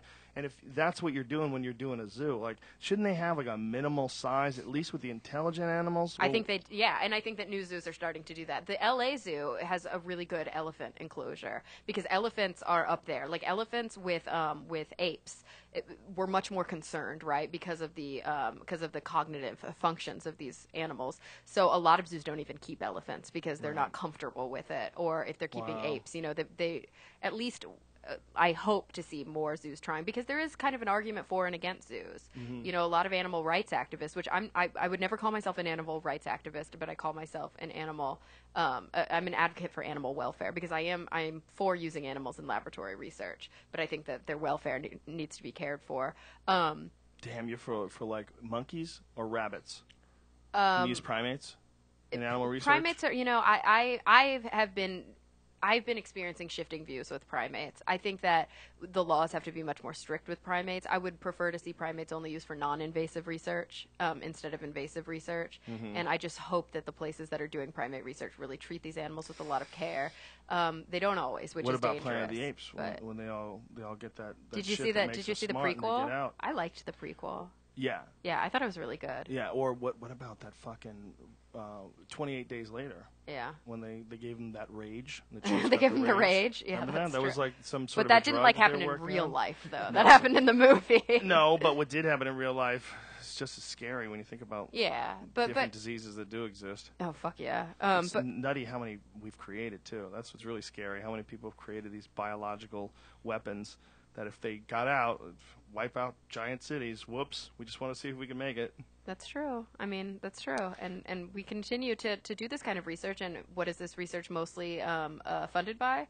Defense. Yeah. I mean, this is It's a lot of money and national fucking defense. people up. Exactly. That's so true. Do you know that bonobos will have sex in every combination except mother and son? That's the only combination. That makes bonobos more moral than people. That's true. Because someone out there, there's some dude that's fucked his Yeah, mom, that's true. for And sure. it's like somehow they know, or they've whether it's instinctual or they've kind of learned some sort of disgust signal through that because if they bred mother and son, they would end up with a lot of fucked up genetic problems. Yeah. So they can fuck any others, but but mother and son can't breed. It's fascinating. They must have just produced too many bad kids and then realized that. So there's got to be a connection here. Yeah. But how would they know who impregnated them if everyone's fucking everybody? I don't know. And they fuck face to face, which is really crazy to watch. Yeah, it's really. I mean, it's kind of cool to see them. They have sex like humans do, and most species don't. Most all species have sex from behind. It's because you got to look out for predators. They're up in the trees. Well, also a lot of animal sex, I would venture to guess, is kind of rapey. It's a little rapey. Little rapey. Yeah. Have you paid any attention to that giant chimp that they found in the Congo, the Bondo ape? No. Yeah, they found this guy named Carl Amann. He's a Swiss wildlife photographer, and he started studying them in '96. They have some camera trap photos, and then they started sending expeditions, and they found it's a completely different strain. If you look Google image, you can see how big they are. They're fucking. There's a what dead is it called? One. The Bondo ape. Bondo ape. mystery Okay, cool. ape. Like National Mystery Geographic has some great articles on it. Don't you love Nat Geo? Love it. Love it. It's a complete different subspecies of chimpanzee, but they have a crest on their head like gorillas, and they're enormous. And they nest on the ground. They don't sleep up in the trees because they're big, and they don't give a fuck. And the locals call them lion killers. Ooh. They say they have two different types of chimps. They do look like chimps, you're right. They're giant chimps. And it's actually the same sort of creature that was in Michael Crichton's book, The Congo, that silly movie. Oh, yeah. The book was apparently very good, but the Crichton movie was a great author, I think. I mean, there was a lot of really good science. I mean, he gets very science fiction-y, but, like, come on. Well, he even got the color of them, because they have a gray color, especially when they get older. Sort of like how silverbacks turn gray. Yeah. These chimps turn gray, too. And they thought it could be some sort of a hybrid between chimps and gorillas. They're not completely sure that it's not. Ooh, but this is interesting. Most I'm gonna read up on likely, this. most likely they think that it's just a subspecies that only exists in this one area called Bili. Well, yeah, I mean, it happens. Like the bonobos, they're only across a certain river in the Congo, and they just stayed there and evolved, and they don't exist And anywhere they have else. video of one of them eating a leopard. Oh, that's amazing. Yeah, they don't know if it killed a leopard, but they know it ate it. Yeah, they're fucking huge. These are like, if you think about a regular chimp being 150, 200 pounds and having the strength of whatever it is, a 500-pound man. Scary. How big are these things? They 300, 400 pounds, 500 pounds? They're like at least 100 pounds bigger than a regular chimp. Rip you to shreds. Some of them that are 6 feet tall and they standing up. They have camera trap photos of them that they said that's a 6 foot tall chimp. Yeah. A 6 foot tall chimp. That's So a no lot taller than Bigfoot, me. but that can exist. Yeah, but no that's, Bigfoot. well, I'm just saying that they've been looking for it for a really long time. But who's been looking? You ever watch Finding That's Bigfoot? true. You guys don't know what the. Not that they don't know what the fuck they're doing, but they don't know what the fuck they're doing. Yeah, that's I think But I'm sure somebody who knows what they're doing has looked. Survivor Man. That's Survivor Stroud. Man's badass. He is badass. He's like really badass. We had him on the podcast. You did? He's That's going amazing. to go and live in the forest and try to find Bigfoot because he had an experience in Alaska.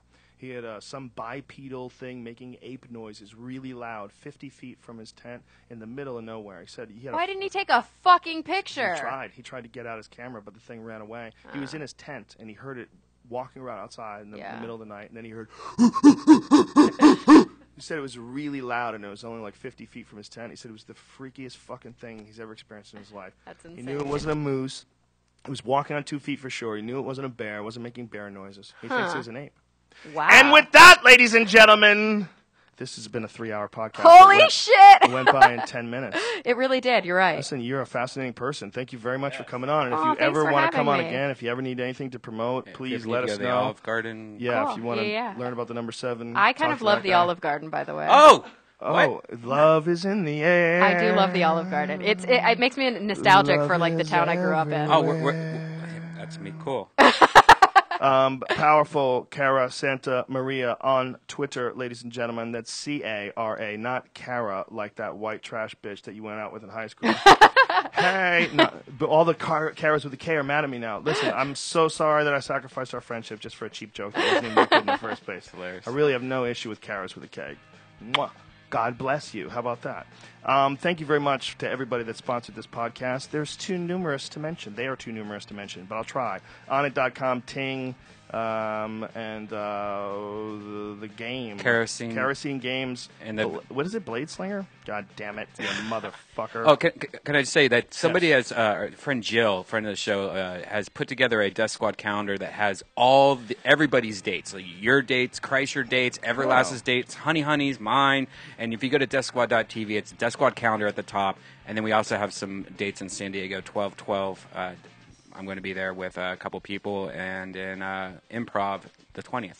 And I'm going to be in Seattle this weekend. But it's sold out, you dirty bitches. Sorry. You snooze, you lose. Blade Slinger is the name of the game. And it's $2.99 on the iPhone App Store. And it's pretty fucking sweet. And they're cool. So go support them and go buy their thing. What's $2.99, folks? It ain't shit. It's a lot of work these people put into it. Have some respect. Have some respect for Cara Santamaria. And you can check out her page, which is called Talk Nerdy to Me. Do you get it, you fucks? You see what she's saying? I could talk nerdy to you if you want me Yeah. Yeah, you can find it on HuffPost Science. HuffPost Science, talk-nerdy-2-me. What do you know about RSS feeds?